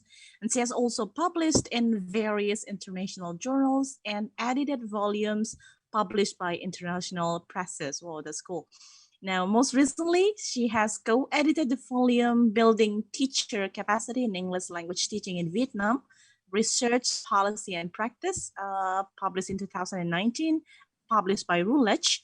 And currently she's on the editorial board of Applied Pragmatics with John Benjamins and the Asian Journal of English Language Teaching, published by the Chinese University of Hong Kong Press. And she also wrote a book. Is that a book or an article for Teflon? Was it? It's a book. I'm going to introduce it later on. Okay, that's great. Okay. All right. Now, without further ado, everyone, let's welcome Dr. Min Nguyen. Okay, ma'am, floor is yours. Thank you so much. I'm sorry, before I need to give you the time that you're going to present in 45 minutes, and there will be 15 minutes for the question and answer sessions later. Or would you prefer the question and answer to be, included in your presentation, or I think maybe if we can leave it to the end. Okay, all right. Okay, so thank you very much, everyone. And I hope you had a very fruitful session so far. I would like to just extend my thanks to the organizing committee. I feel very honored to be invited to talk to your pre-service teachers here today. I've been to Indonesia for a few times. So I've been to Makassar, Ciamis, Pontianak, and most recently Malang, just to give talks. So I have a really fond memories of Indonesia, and I hope that I can visit Indonesia when this pandemic is over. Right? Yep. Right. So let me just share my screen. Right. Can you see my slides? Yes, we can. Yes. Right. Yes. So the title of my talk today is Using Technology to Improve Second Language Learners' Oral Communication Skills, a focus on pragmatics. So as the title suggests, the focus of my talk will be on an important component of communicative competence, that is pragmatic competence. But unfortunately, this is also a very much neglected aspect of language teaching in many second language classrooms in the world. And of course, I'm going to focus on how to facilitate second language pragmatic competence using technology. So I'll begin with some brief background on what pragmatic competence is about and why it matters to teach pragmatic competence in communicative classrooms. And then I draw on most recent research on teaching pragmatics to present ways of using technology such as web-based materials and digital games in order to design and to teach lessons to improve students' pragmatic skills. Right. So I'll begin with show you. Please bear with me, right? Yep. Right, so, I will begin with the model, a very famous model of communicative competence by Swain and by Canal and Swain in 1980. And in this model, communicative competence means the ability to use language effectively, right, to communicate in social situations. And you can see that it comprises a number of sub-competence, for example, linguistic competence, meaning the knowledge of the sound system of the target language, intonation, stress, pronunciation of words, vocabulary, grammar. This kind of knowledge enables second language learners to make correct sentences, to use language in a grammatically correct manner, as well as in a fluent manner. And then we have social linguistic competence or pragmatic competence, which is the focus of my today's talk, which is concerned with the social thinking. Excuse me. Can you hear me well? Yes. Yes, I can hear you well. Yeah, okay, sorry, I don't have a mic.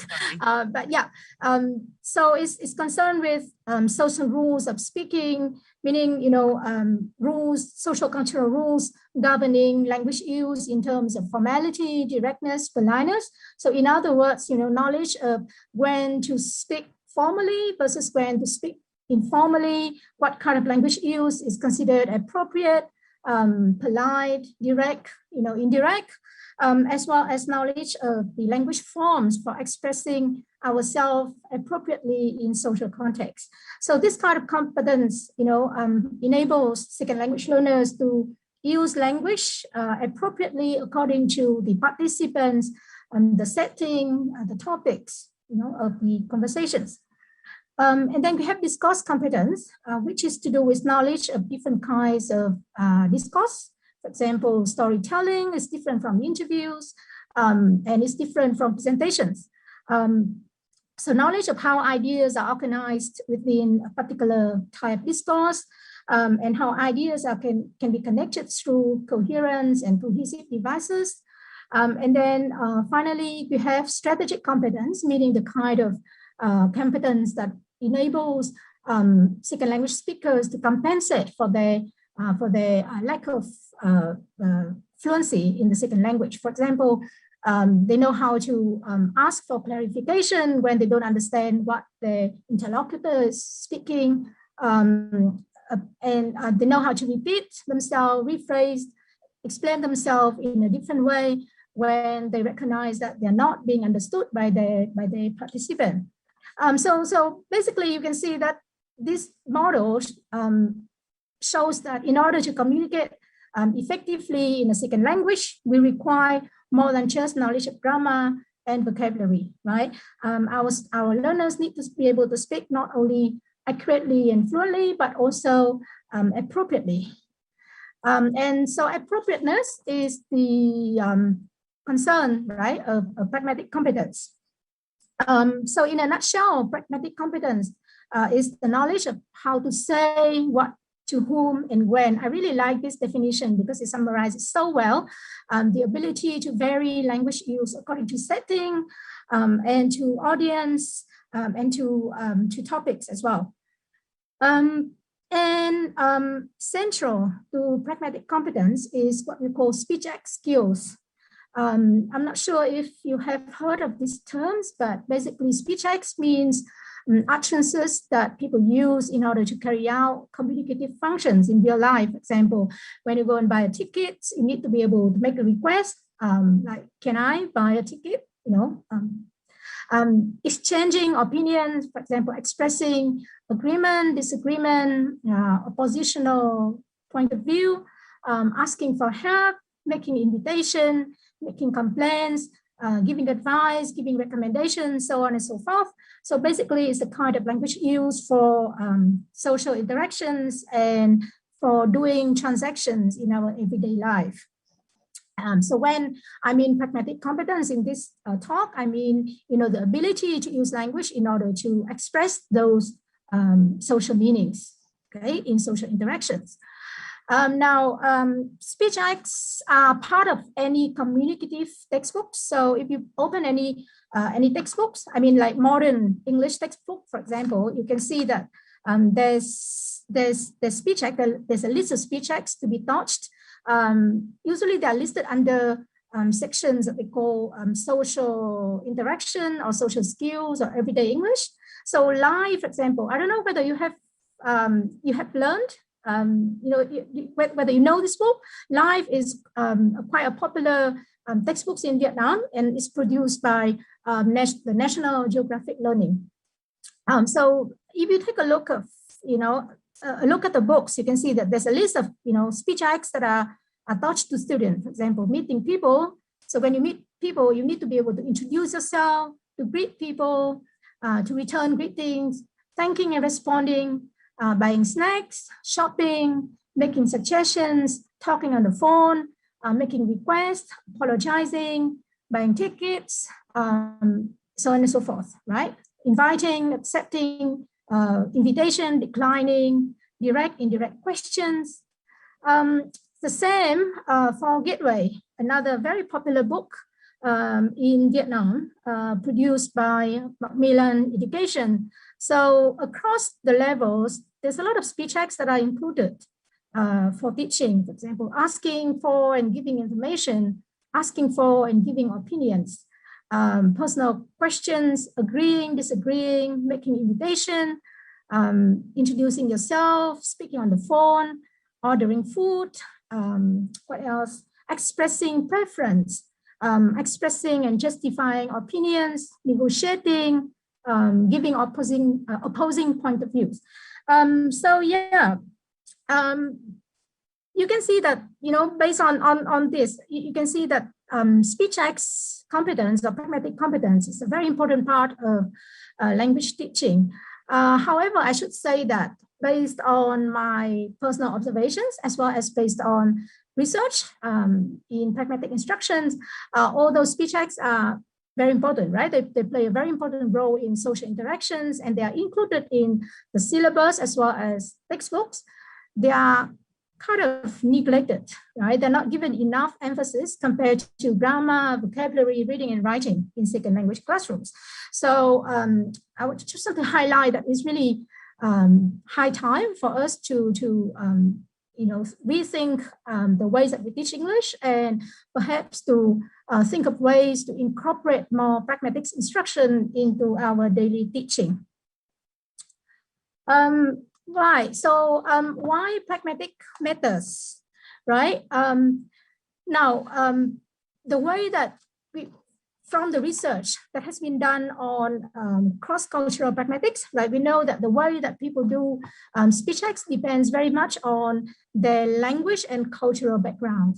So the way that a Vietnamese does speech acts is kind of different, right? From the way that an Indonesian speaker does, for example.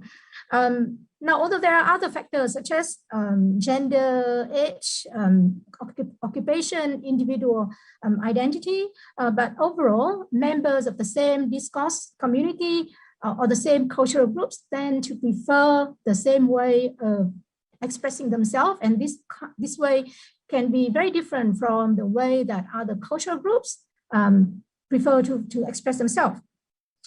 So an example is, I really like this study, OGMN 2009, and she looked at how people make requests across cultures. And she looked at a group of speakers from the UK, from Germany, from Poland, and from Russia. And she sent them this situation, okay? So you were sick and you missed a lecture. Now ring up a fellow student to ask if you can borrow his or her lecture notes. So she sent the situation to 400 university students who speak English, German, and Polish and Russian as their first language. And what she found is really striking. She found that there's a huge difference, right, across the four groups of speakers. So you can see that English speaker, for example, tend to express requests by using questions like, would it be okay if I borrow your notes, rather than by imperative forms, for example, give me the notes, right? Whereas if you look at Russians, right, Russian speakers, the ratio between imperative requests and questions is much lower, right? I mean, they still prefer question forms, but they also use imperative forms quite a lot. Now, with this kind of variation, you can see how challenging it is for our second language students, right? When they communicate in intercultural settings, you know, that they're not familiar with, right? So many times they may say things that are grammatically correct, but socially and culturally inappropriate because simply because they don't know the rules.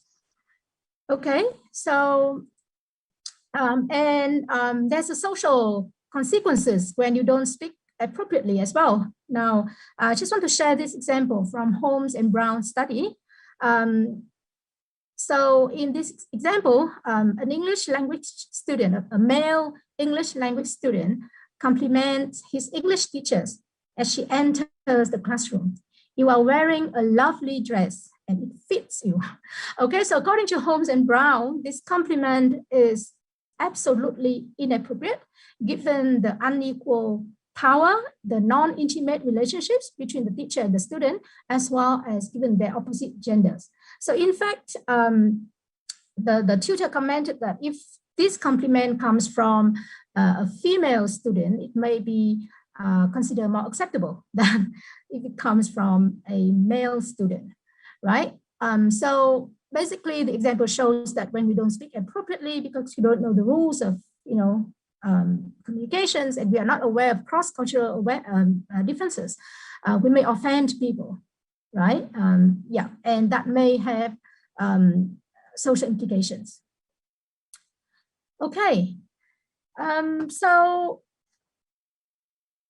it's very clear that we need to teach pragmatics. It's very clear that our students need to develop pragmatic competence in order to communicate appropriately in intercultural settings. But can pragmatics be learned naturally by just being exposed to the target language?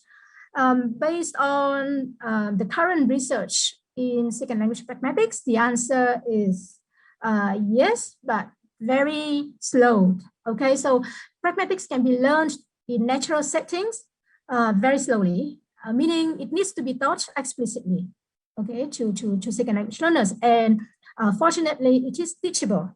And research has shown that pragmatic competence can be best facilitated when learners do two things. Firstly, notice the connection between language forms and their social meanings, their function, the communicative function that they carry, and the context of use. For example, when a learner hears someone say, "Can you hold the door," right, to their friends, then they need to be able to notice three things. The first thing is the structure, "Can you?" And understand that this is not an ability question. So you can't just answer, "Yes, I can," and without doing anything, right? So this is not an ability question, but a question that's served as a request. So the question that is used to make a request, and the context of use is perhaps it's a small request. You know, if you want to borrow your friend like $1,000, you can't just say, "Can you lend me $1,000?" because that's not enough, right? So in the context of a small request and among familiar participants, people who know each other, then perhaps this structure can be used. So those are the things that our students need to be able to notice in order to learn how to make a request in English.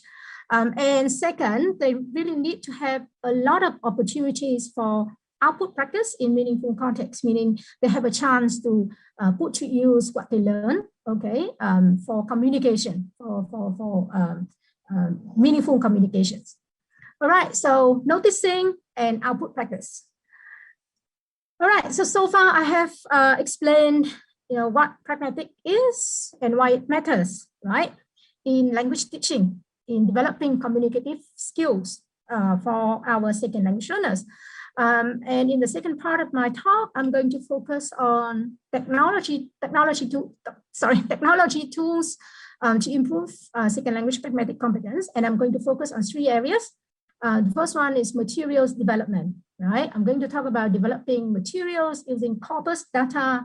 And then I'm going to talk about developing awareness raising activities using web-based materials or video-based scenarios. And then finally, creating practice activities using games, right?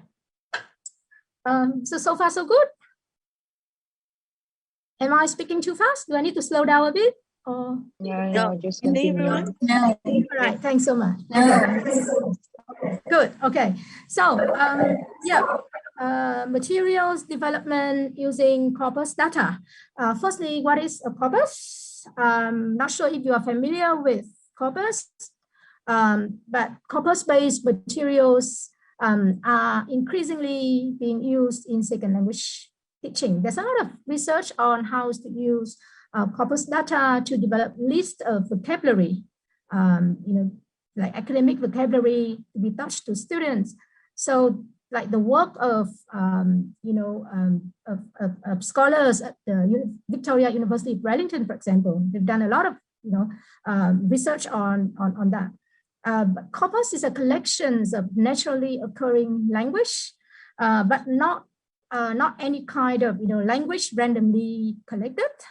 It's the kind of text, right? So naturally occurring text or discourses can be spoken or written text, and usually corpus texts are readable, meaning they are electronic, they are in electronic forms, and they can be analyzed automatically using software packages. Some examples of the corpora that are often used in research and in teaching of English, the British National Corpus, the Corpus of Contemporary English, COCA. There's a lot of work on vocabulary, right? Teaching using these two corpora. The Michigan Corpus of Academic Spoken English, the Cambridge and Nottingham Corpus of Discourse, the CANCORD, and the Vienna Oxford International Corpus of English, and there are many more. The Vienna Oxford International Corpus of English is quite unique in the sense that it contains recordings of speeches, of discourses, and of communication between global users of English, I mean second language users of English. So English speakers speak of English as a lingua franca, right, rather than native speakers. So as I shared before, there's a lot of research on using corpus data to teach vocabulary, discourse markers, I guess, but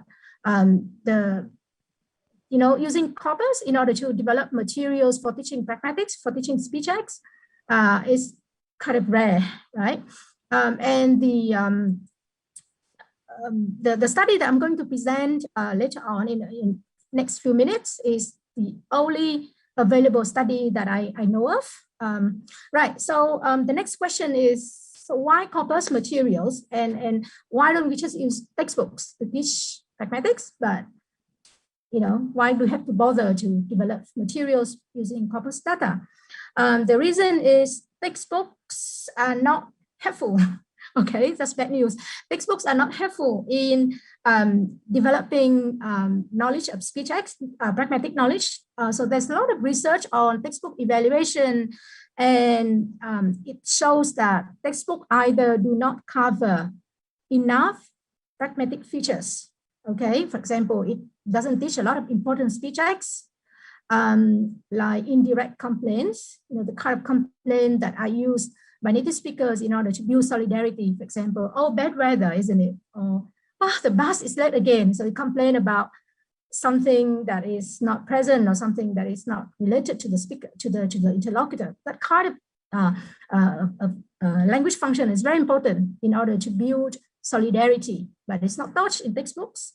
And a lot of language models provided in textbooks are not authentic, right? They're kind of edited, modified, and they're not natural. So in other words, they're not representative of what people say in real life. On the other hand, corpora corpus data can provide authentic examples of language use in context, so they can compensate the textbook very well. Right, so this is the study that I mentioned before. Okay, so the study is conducted by Badawi Halik, Mosan, and Velega. So in this study, they reported on how they design corpus-based materials to teach 3 speech acts, that is expression of agreements, expression of disagreement, and asking for, making clarifications. So what they did is they, I think this study is very important because it provides guidelines, right, for us as teachers, if we really want to do something similar. So the first step in the designing process is to select a corpus. So we need to know, what kind of corpus we want to choose and why. And for Badawi Halik and her colleagues, they chose MICASE, so the Michigan corpus, right? The Michigan corpus of English language, of academic spoken English. And the reason why they chose this corpus is because the corpus contained recordings from the University of Michigan, recordings of lectures, classroom discussion, seminars, and advising sessions between academic advisors and students. So it represents the kind of language that their students are going to be exposed to when they go to university to study, right? So this is the website, okay, of the corpus. So that's the first step. The second step is they identify candidate expression, meaning identify expression of agreement, disagreement, and clarifications by searching through 5 commercially available textbooks to compile a list of expression, okay, that they want to teach to students. And then they use this list to check against the corpus. So the purpose of doing so is to try to identify a list of candidate expressions that are frequently used by native speakers. Okay, so they want to make sure that the expression that they teach to students are authentic and are representative of what people say when they want to agree, disagree, or clarify themselves in real life context. So what they did next is they use the search functions in the corpus. I'm going to show you later on to look for the expression in the list. And then after that, they recorded the number of occurrences of each expression and the number of texts in which the expression occurred. And they did that because they want to make sure that the expression not only occurred frequently, but also is used in a wide variety of discourses of text, right? So this is what they did. This is the search functions. Oh, well, sorry, this is not the search function, but I provided the link here. If you want to try out, play around, then you can try later on. So basically, what they did is so this is one of the example of the expression that they search for using the corpus. Is earbud for expressing disagreement. Now it's quite interesting that Badawi et al. Found that this expression is not taught at all in any of the textbooks that they investigated, that they examined, right? But by intuition, they know, as native speakers, they know that earbud is quite frequently used in real life context. So they decided to search up the phrase. And what they found is earbud is used in 78 transcript, meaning 78 discourses or text. And it is used 233 times. A bit? Yeah. Right. So what they did is they recorded it. Okay. So for example, earbud for expressing disagreement, right? Frequency of occurrence is 233 times. It occurs in 78 texts, right? So what? And after that, they calculated the frequency rate by dividing the number of occurrences by total number of words in the corpus. So in the case of the me-case corpus, there's 1.8 million words, right? So they come up with this 122. And then they categorize, okay, or they rank all the expressions according to the frequency rate. And they choose only the most frequent phrases. So I think the cutoff, if I remember correctly, the cutoff rate is 10. So meaning the phrases, the expression that they choose to teach must occur at least 10 times in the corpus, right? And after that, after they calculate the frequency rate, and then they arrange the expression, they finally make up a list of expression for their instructional materials, right? And what they did after that is they extract the conversational sequences that contain those expressions, and they make sure that the conversation makes sense. And then finally they edit the transcript. Now, because the transcript contains naturally occurring speeches, so there's a lot of redundant features, okay, and difficult words to the student. So in order to increase the comprehensibility, in order to make it easier for their student to understand, they decide to remove, all these redundant features and replace, uncommon or technical words with more common words. So this is an example of what they did. So if you take a look at the picture here, it shows the original transcript. Yeah, and then, okay, so Sue is one student saying something like, XX mean unintelligible, right? Try not to bring too much stuff back. And then S1 is the student. Oh, Sue is supervisor, perhaps. And S1 is the student one say, so this is a lab discussion. So S1 say, oh, I agree. Oh, we'll leave the bus. It's what kind of fish? And then we'll just take, so you see there's a redundancy here, right? The speaker repeat herself 2 times. Centrages, okay, size, range of both.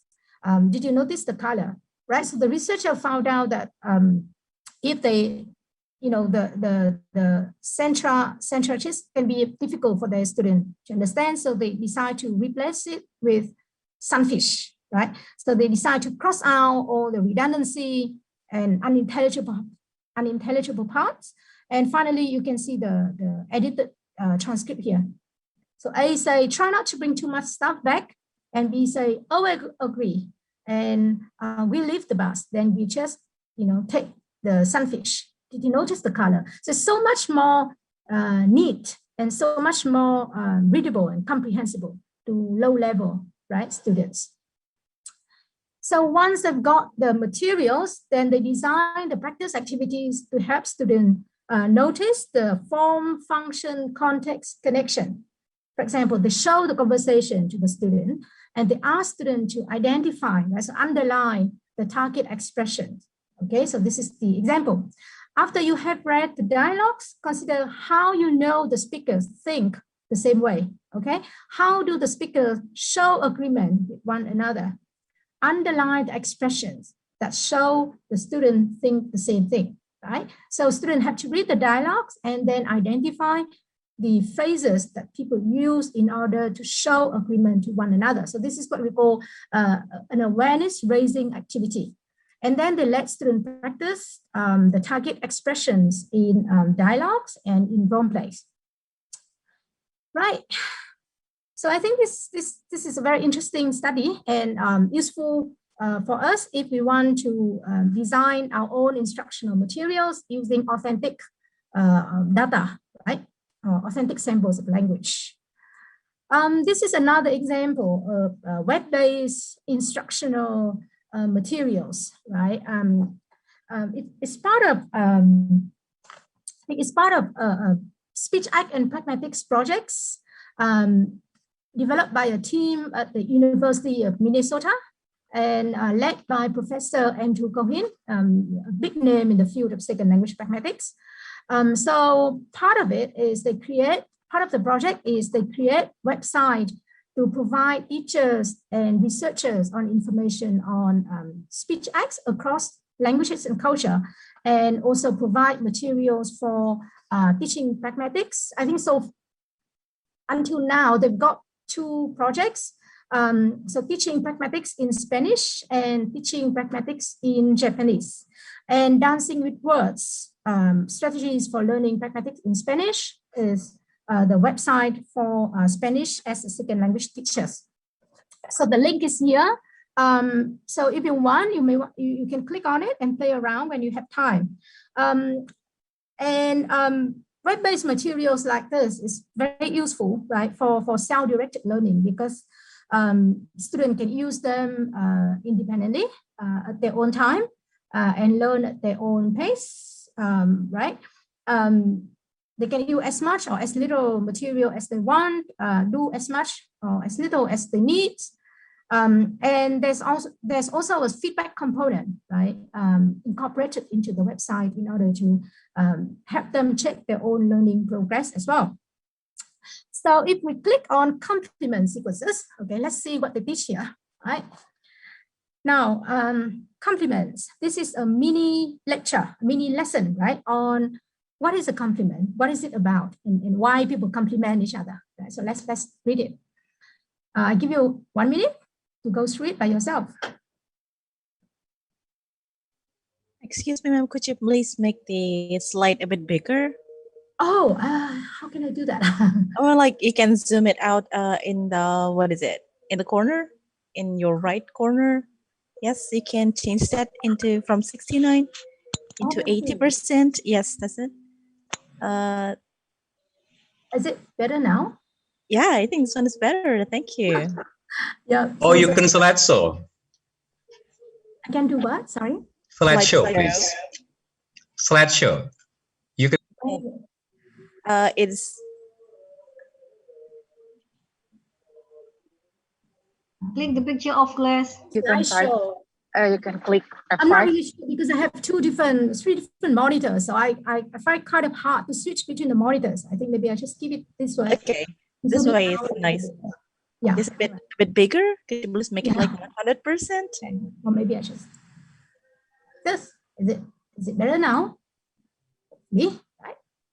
So yeah. Right. So this is a mini. So once the student click on complement sequences, this is what they see first, right? So a mini lesson on complements, and after that, they've shown a video.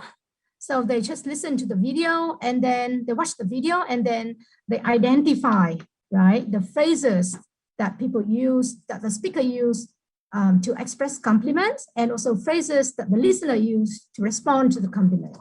Okay, and after they've done that, they can click to check their answers. So there's a feedback component there. Right, so what is next? After that, they've given a lecture on the functions of a compliment sequence, right? So why do people give compliments? So there are few reasons why people do that. For example, they want to smooth the communication, right? So lubricate the communication, right? Make the other people feel good, or icebreaker. So that's one of the functions. So before the explanation, students need to think by themselves, right? And then write down what they think the different communicative functions of complements are, and then record them here in the box. And after that, they read the lecture on it.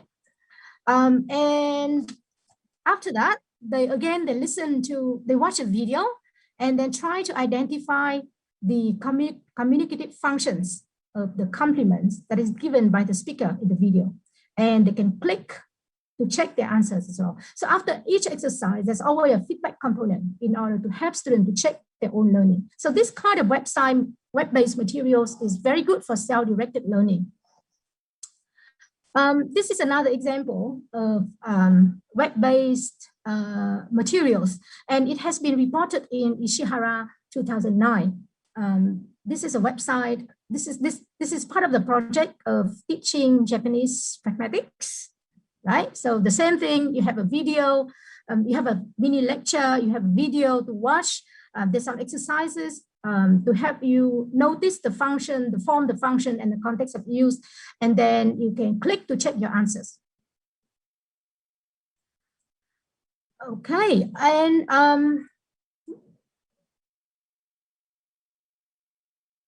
right. I have just found out this website, which I think is very useful for teachers as well, and I'm very happy to share it here. I'm not really sure who the authors are, but I've looked at each section and I can confirm that it is written by scholars in pragmatics.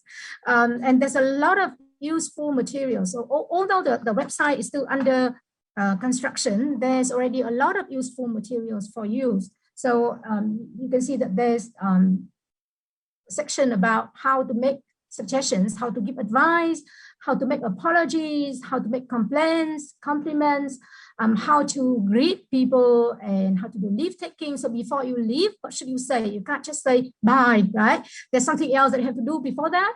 And then how to make invitations, refusal, requests, respond, to speech acts, TV and movies. So there's one section to explain what pragmatic is.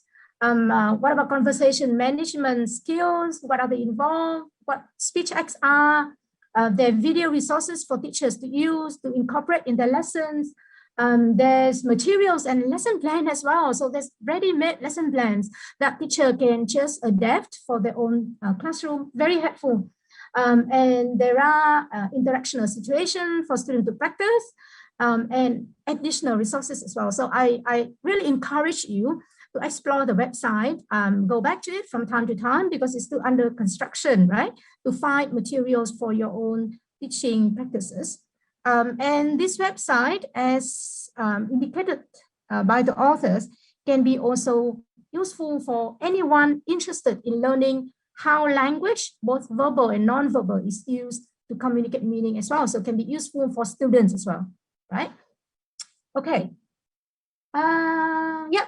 So, right, let's move on to the final part of my talk, which is about gamifying pragmatics, so using games to help students to practice pragmatic skills, right, in context or in interactions. There's a lot of research on using games in second language learning, but I must say is that the body of research on using games in teaching pragmatic has just only begun, but there's a lot of potential there. A lot of potential, right? So firstly, first thing first, what is a game? A language learning game is always a purposeful and playful activity. It's designed with a set of rules and it's designed to help learners achieve certain learning goals. And according to Prensky 2001, in order to be called a game, right, an activity must have the following characteristic. It must have rules, so rules of how to play.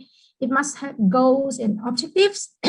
Usually it involves task completion, right? So players need to complete certain tasks in order to level up. So in order to progress to the next level, they need to successfully complete a goal. There's an outcome and there's feedback.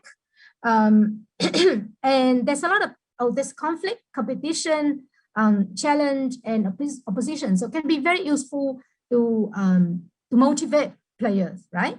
And there's a lot of interaction, especially in the case of what we call massively multiplayer online games, where the learner can play with another learner or other learners or even with native speaker players. And it usually follows a definite storyline, right?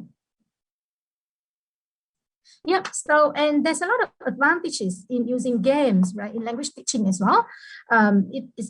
It's a very enjoyable activity, right? All students love games, right? Young students, especially. They can earn points, they can earn reward when they play, when they complete a goal. So that's kind of like encouraging to them. And there are challenges to stimulate their interest as well. So in other words, game can engage young learners, especially young learners, right? Both cognitively and affectively. It is a safe environment to try out language because when they play games, they focus on completing the quest or the task, and they are less worried about being judged for using language incorrectly, right? So there's one study by Reindeer and Watana that shows that using games can actually improve students' willingness to communicate. So for those shy and timid students who don't want to speak out, when they play games, they feel more motivated to speak out or to interact, even in chat, right, using chat functions. It's very good for language learning because it provides contextualized communicative practice. There's a lot of interactions. If our learners play with other learners, so they're very useful for learning conversational language and learning pragmatic skills, and there can be feedback incorporated, right, into the games to provide individualized learning experiences as well. Okay, so yes, this is a very good study by Tang and Takuchi, and very interesting. So in this study, they designed a scenario-based digital game to teach Chinese formulaic expression.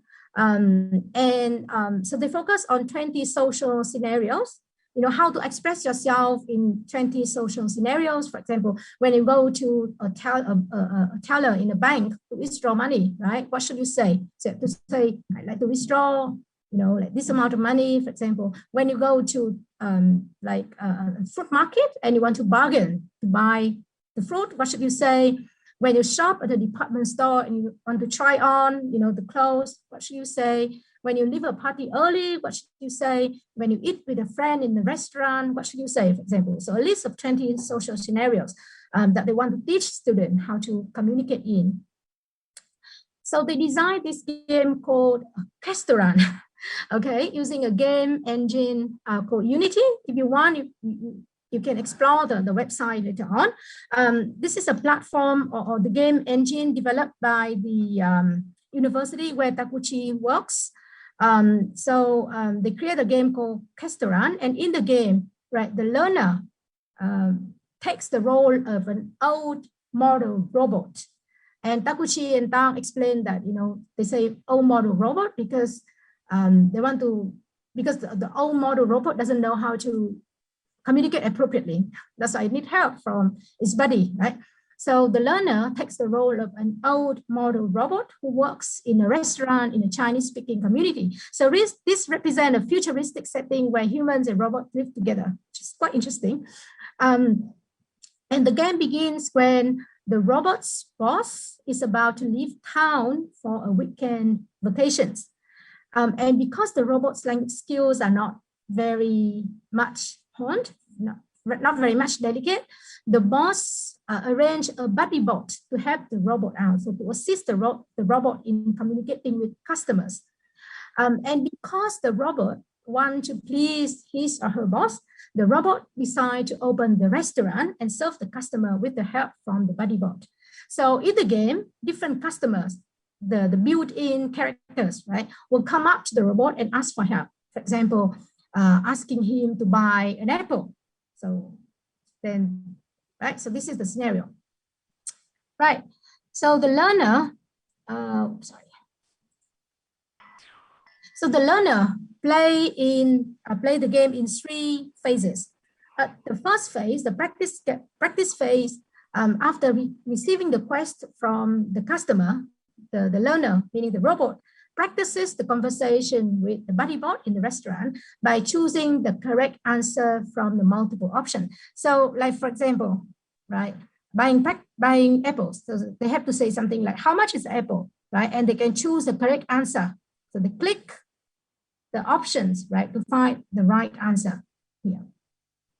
So this gives them a chance to practice the language before they try out in more communicative context.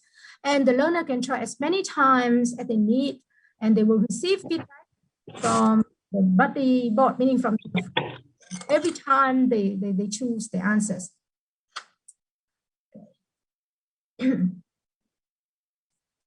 Right. So during the challenge chase, meaning after they have practice with the buddy bot, they go out to the virtual community to try out the conversation with built-in characters, for example, in this picture, right? So also they also choose the correct answer, right, from multiple options. But this time there's no feedback, and they have only one chance to try. If they don't get it, they have to go back to the practice phase. Once they have mastered the language, right, to use in different social situations, they can now run the restaurant by themselves and interact with customer, right, the built-in characters. So they can do that by dragging, the correct words into the boxes here to make the correct sentence, appropriate sentence.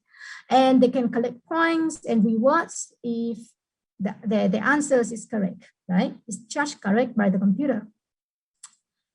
Right.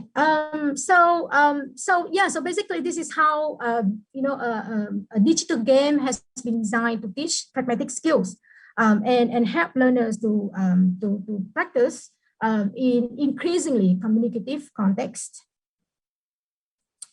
There are other studies as well, which are reviewed in Ko and Islami 2001, which shows that massively multiplayer online role-playing games, for example, the Wonderland, the World of Warcraft. I'm not sure if you have played them. I'm not really interested in playing games, but my daughter is.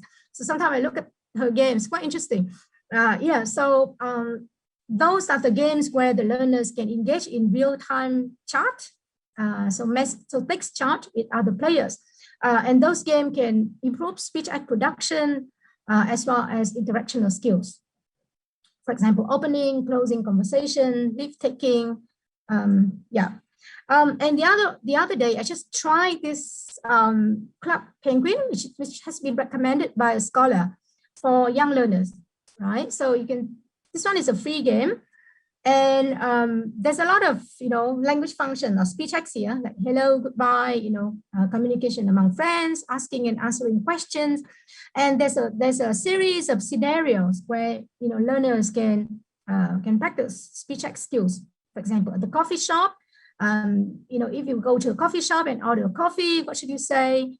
Or if you go to the ice rink, for example, the stadium, and interact with your coach, so what should you say? So learners can type the messages by using the text chart here. It's quite interesting. You can try that later on. Right, so I think time is up, and before I end my talk, those are the resources that I would recommend to you if you are interested in how to use technology to teach pragmatics. There's a very good book for researcher edited by Professor Taguchi and Professor Sykes. Okay, so the title is Technology in the Language, Pragmatic Research and Teaching. And this is my book, co-written with Professor Levin Kang from Vietnam National University, and it is published by Teflin, downloadable for free from Teflin website, right? Free. So so in this book, I present ways of teaching different pragmatic skills and also ways of assessing and evaluating textbook for teaching pragmatic skills as well. I didn't get a chance to talk about using technology in these books, but this is kind of like an introductory, teacher's book, right, or reference book to how to teach pragmatics in second language classrooms. And if you are interested in that aspect, then please download and read, right? Yeah, so with that, I conclude my talk. Thank you very much. Thank you very much, Dr. Nguyen. That was really interesting. Thank you. Yeah, you're most welcome. Teaching pragmatics is actually very important, even grammar. Usually we focus much more on grammar. However, like what you said, when the sentence or the utterance is grammatically correct, but socially and pragmatically awkward, then that does not work. All right. That's and right. when, yes. And when you propose the use of a game, gamifying the pragmatics, that is kind of interesting. Like when you mentioned the MMOG and MMORPG, World of Warcraft or Dota 2, perhaps one of our younger participants understand what you are talking about, and that definitely makes sense. All right, so we have 2 questions for you from the audience. Let's see. The first question is from Mr. Muhammad Khalili. He said that when I tried to develop learning materials for medical students, I did corpora, but I could not get the records as easily from the hospital or personal doctor records. So do corpus of the medicine available online or a file always provide authenticity for Indonesian students contextually? Well, that's a hard question. I'm not really sure about that. I'm not really, I'm not very sure about that. But I mean, so I think one thing that we can do if we can't find recordings is if we can find the transcript, and after we edit it so that it can be suitable for our learners, we can get someone to record it. So maybe get a native speakers to record. Yeah, that's right. Yeah. I'm not really sure if there's any corpus of, medical language available. Free. Yeah, because it's very specific, right? Yeah. Okay. Thanks. Especially he is asking about the Indonesian context, which is harder to do. Right. Yeah. All right. Okay. Thank you for the answer. I hope that you're happy with the answer, Mr. Khalili. Okay. The next question is from Ibu Gita Hastuti. Are speech acts the same as speaking functions, like greeting, small talk, lip talking, agreeing, disagreeing, etc., or are they different? Oh, right. Yes. I mean, there's a lot of, speech acts is the jargon, technical terms for, communicative function or speech functions. But in textbooks, like English textbooks for second language learners, you won't be able to find that terms because they're too technical, right? So terms that they use are communicative functions, speech functions, everyday English, everyday expression, social expressions, something like that, or social skills even. Yeah, but they're the same things. They are basically the same, right? Yeah. Okay, right. So everyone, do you still have any questions for Ma'am Rian? Oh, I would like to ask you personal questions myself. Previously, you mentioned that when we are teaching, pragmatics is actually teachable, right? Yeah. And previously you mentioned that it is, when it is implicitly taught, yes, the students can understand that, but very slow, which means that we have to explicitly teach the students the pragmatics. Right. However, which one do you think? I do think in some degrees we need to have a degree of implicitness by showing them exposure to the language, right? Yeah. I mean, that's a very, very, very interesting question. Very good question, actually. Now, there's enough evidence to show that in order for second language learners to be able to acquire language in an implicit way, they need a lot of exposure, meaning they should be immersed in the target language environment where they have the chance to hear and use language, right, on a regular basis. If they learn the target language in their own country, I'm not really sure if implicit teaching is really helpful, especially in terms of teaching pragmatic skills. And even for, second language learners, especially study abroad learners, even for this group of learners, despite their substantial exposure to the target language in their everyday life, there's evidence to show that even for them, the learning of certain pragmatic skills is too slow, meaning that we need to deliberately teach those skills to students. And don't think that, teaching pragmatic is something that is really, like out of touch with reality. Actually, it's part of teaching grammar, actually, because if you think about the 3 dimensions of teaching grammar, the form, the function, and the use. It's not really apparent, right? You can right? Yeah. But unfortunately, in second language classroom, many classrooms in the world, when we teach grammar, we only focus on forms, and we don't focus on meaning and context, right? Yeah. But when you shift your focus to the relationship between form, function, and context, you are actually addressing pragmatics. Yeah. Okay. Oh, and also adding on to my answer to your question, there are certain features that would benefit more from implicit teaching than explicit teaching, like those pragmatic rules that are more subtle, more difficult to explain, that kind of features, because there's no clear-cut rules. You need exposure and work out, for yourself over time. Students need to feel it themselves sometimes, right? That's right. Yes, that's right. Because most of the time when I teach my students, usually they kind of experience pragmatic failure when they are using certain expressions. right? It's it's kind of hard to explain it when I do not have the exact example of it. Like I need to show or find video or movies that best explain the condition or the occasion. So I guess this is really important to teach pragmatics in ways that you proposed before. Using games, this must be interesting. All right. Anyone? Yes. Anyone, do you want to ask further questions? No, okay. If there is no question, then we would like to thank you for your time of attending here. Thank you very much. I hope that you will be happy to come to join our webinars in the future.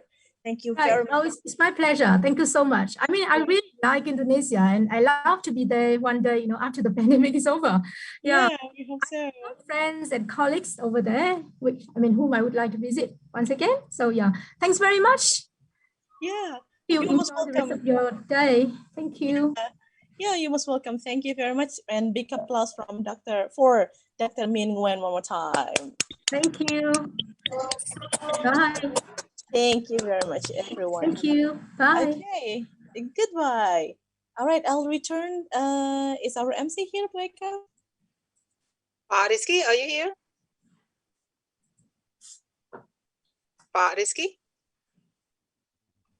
I don't think he is here. All right. So what about taking some pictures? Yeah, okay.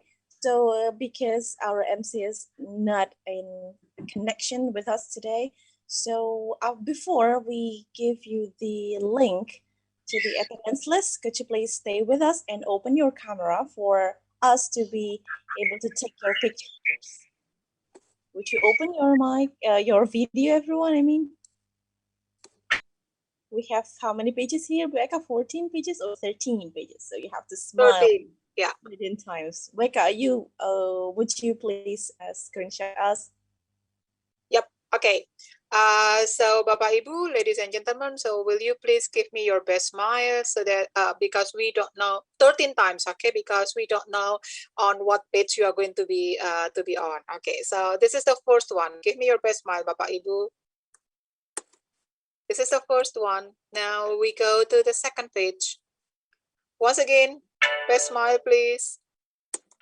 Okay. The third one. The fourth one. The fourth one. Okay. I have so many black pages here. Sorry. The fourth one. And then now the fifth one. The sixth. The seventh. The eighth. The name. The 10. The 11th. The 12th. And finally, Bapak Ibu, will you please give me the best smile of yours? Done. Back to you, Kapil. All right. Thank you very much, Becca. Okay, now the committee, would you please post the attendance list in the chat box? And thank you, everyone, for all our esteemed speakers, Ma'am Lynn, Bu Grace, Bu Fitri, and Ma'am Nguyen. Thank you very much for joining our webinars today. And thank you for all the wonderful participants that have stayed with us since morning until lunchtime. Could you please wait for a moment? And could you please stay tuned with our, do we have Instagram? Yes, actually. We're going to post, what is it? Future webinars, because we still have quite lots in plan. And it would be great to see you again in all of those webinars. Kapil, will you please check the WhatsApp group? Okay, please wait a moment, everyone.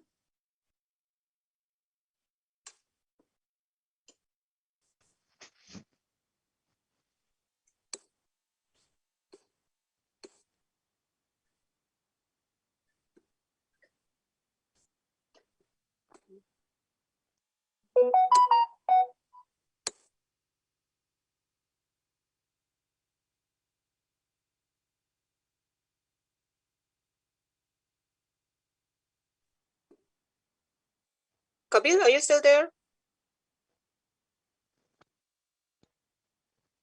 Pak David, are you still there? Yeah, I'm here, ma'am. Pak David? It seems that my Yes, internet yes, ma'am. Yeah, so I think you can share the certificate for the speakers.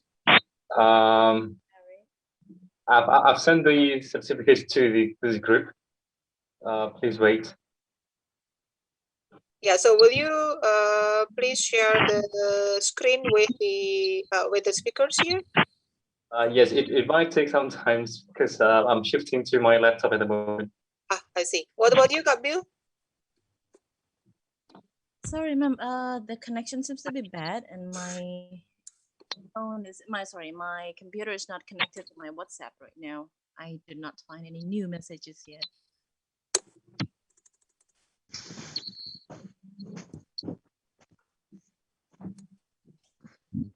Let me do it for you, but it will take some moment, okay?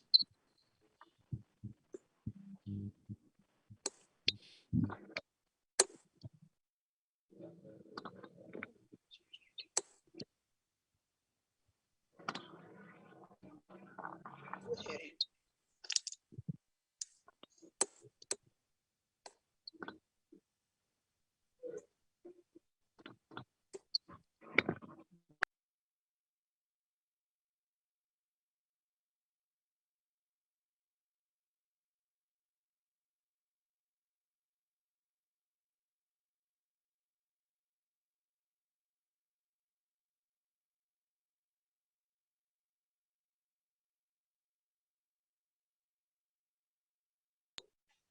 Excuse me. Do we have to fill the attendance list? Yes, please wait a moment. Yes, wait a moment, Pak. Yeah, thank you.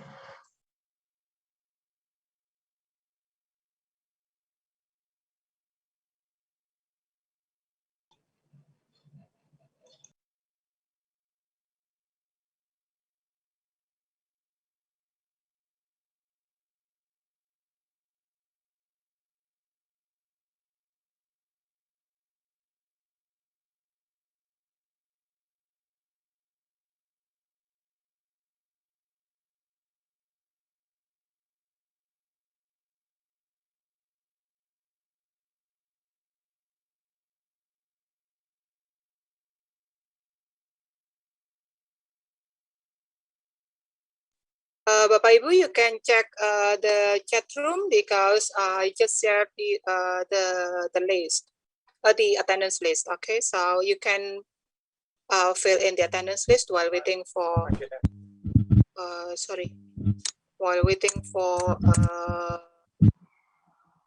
Bu Bilkis or Pak David. Here we go. So Bapak Ibu, please go to our chat room and try to fill in the attendance list.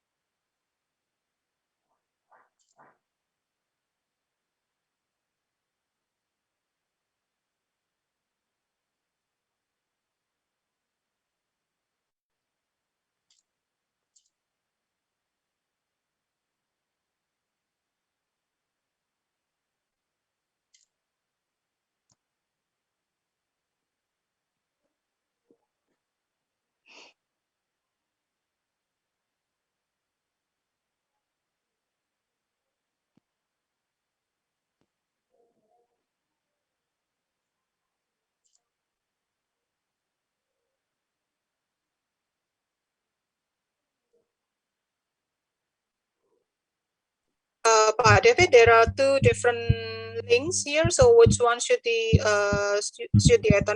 audience fill in?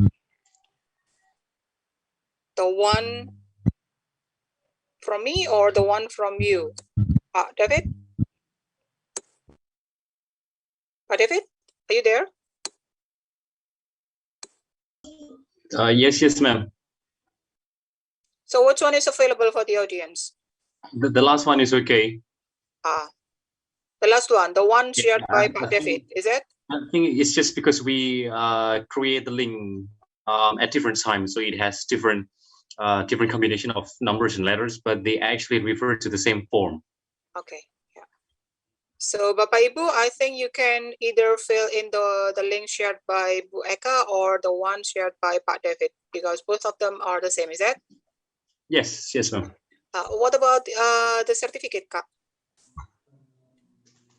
Yeah, the certificate is going to be delivered tomorrow, along with the materials from today's presentation. The certificate for the speakers. For the speaker, yes. For the speakers, we have prepared the certificates. Please wait.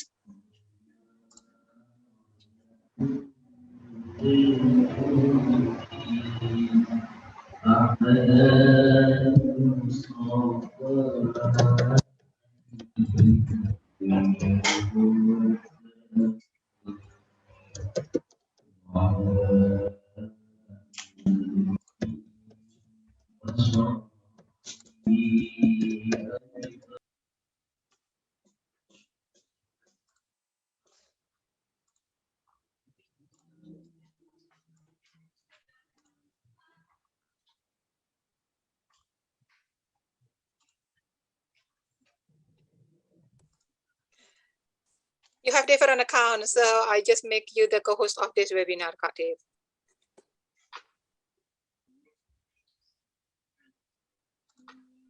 Bu Wilkis? Can you see the screen, ma'am? Yes, I can see your screen, but it is black. Oh, okay. Okay, yeah. Here we go. All right. Go on, Kak. Okay. Thank you very much. I'm sorry for the delay. All right. Now, this is the certificate that we presented for Ma'am Lynn Clark for being our first speaker for today. Thank you very much, Ma'am Clark.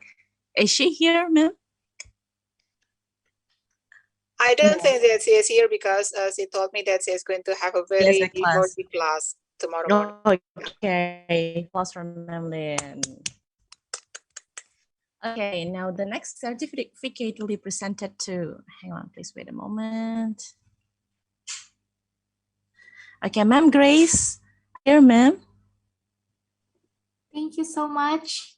Yeah, okay, thank you very much for joining. Yeah, that was really nice to have you with us. It's an honor to be, yeah, hopefully later, face-to-face in Jember will be very nice. Yeah, I do hope. The full team of ITEL, yes, ma'am. Yes, the full team of ITEL. That's very great. Yeah, thank you so much. Thank you very much. Okay, thank you one more time. Next is for Dr. Nguyen. Are you still here with us? I'm here. Thank you so much. Yeah. Thank you very much for being with us. Hope to see you in future occasions. Yeah, thank you. See you. And the last certificate will be presented to Ibu Fitri. Ma'am, are you here? Okay, thank you, Miss Wilkis. Thank you. Thank you for being with us. Yeah. Thank you. Thank you very much. All right. You've been online all this while. Yeah, online. Haven't seen you in a while. Anyway. Yeah. Okay. Now that will, I'm sorry, I'm going to stop share first. Hang on. Okay, everyone, that will conclude today's webinar that is held by Prodi Pendidikan Bahasa Inggris Universitas Jember. And I hope, we do hope, all the committees hope that you enjoy today's webinar and you are willing to come for our future webs, which other wonderful speakers awaits for their chances to speak in front of you all.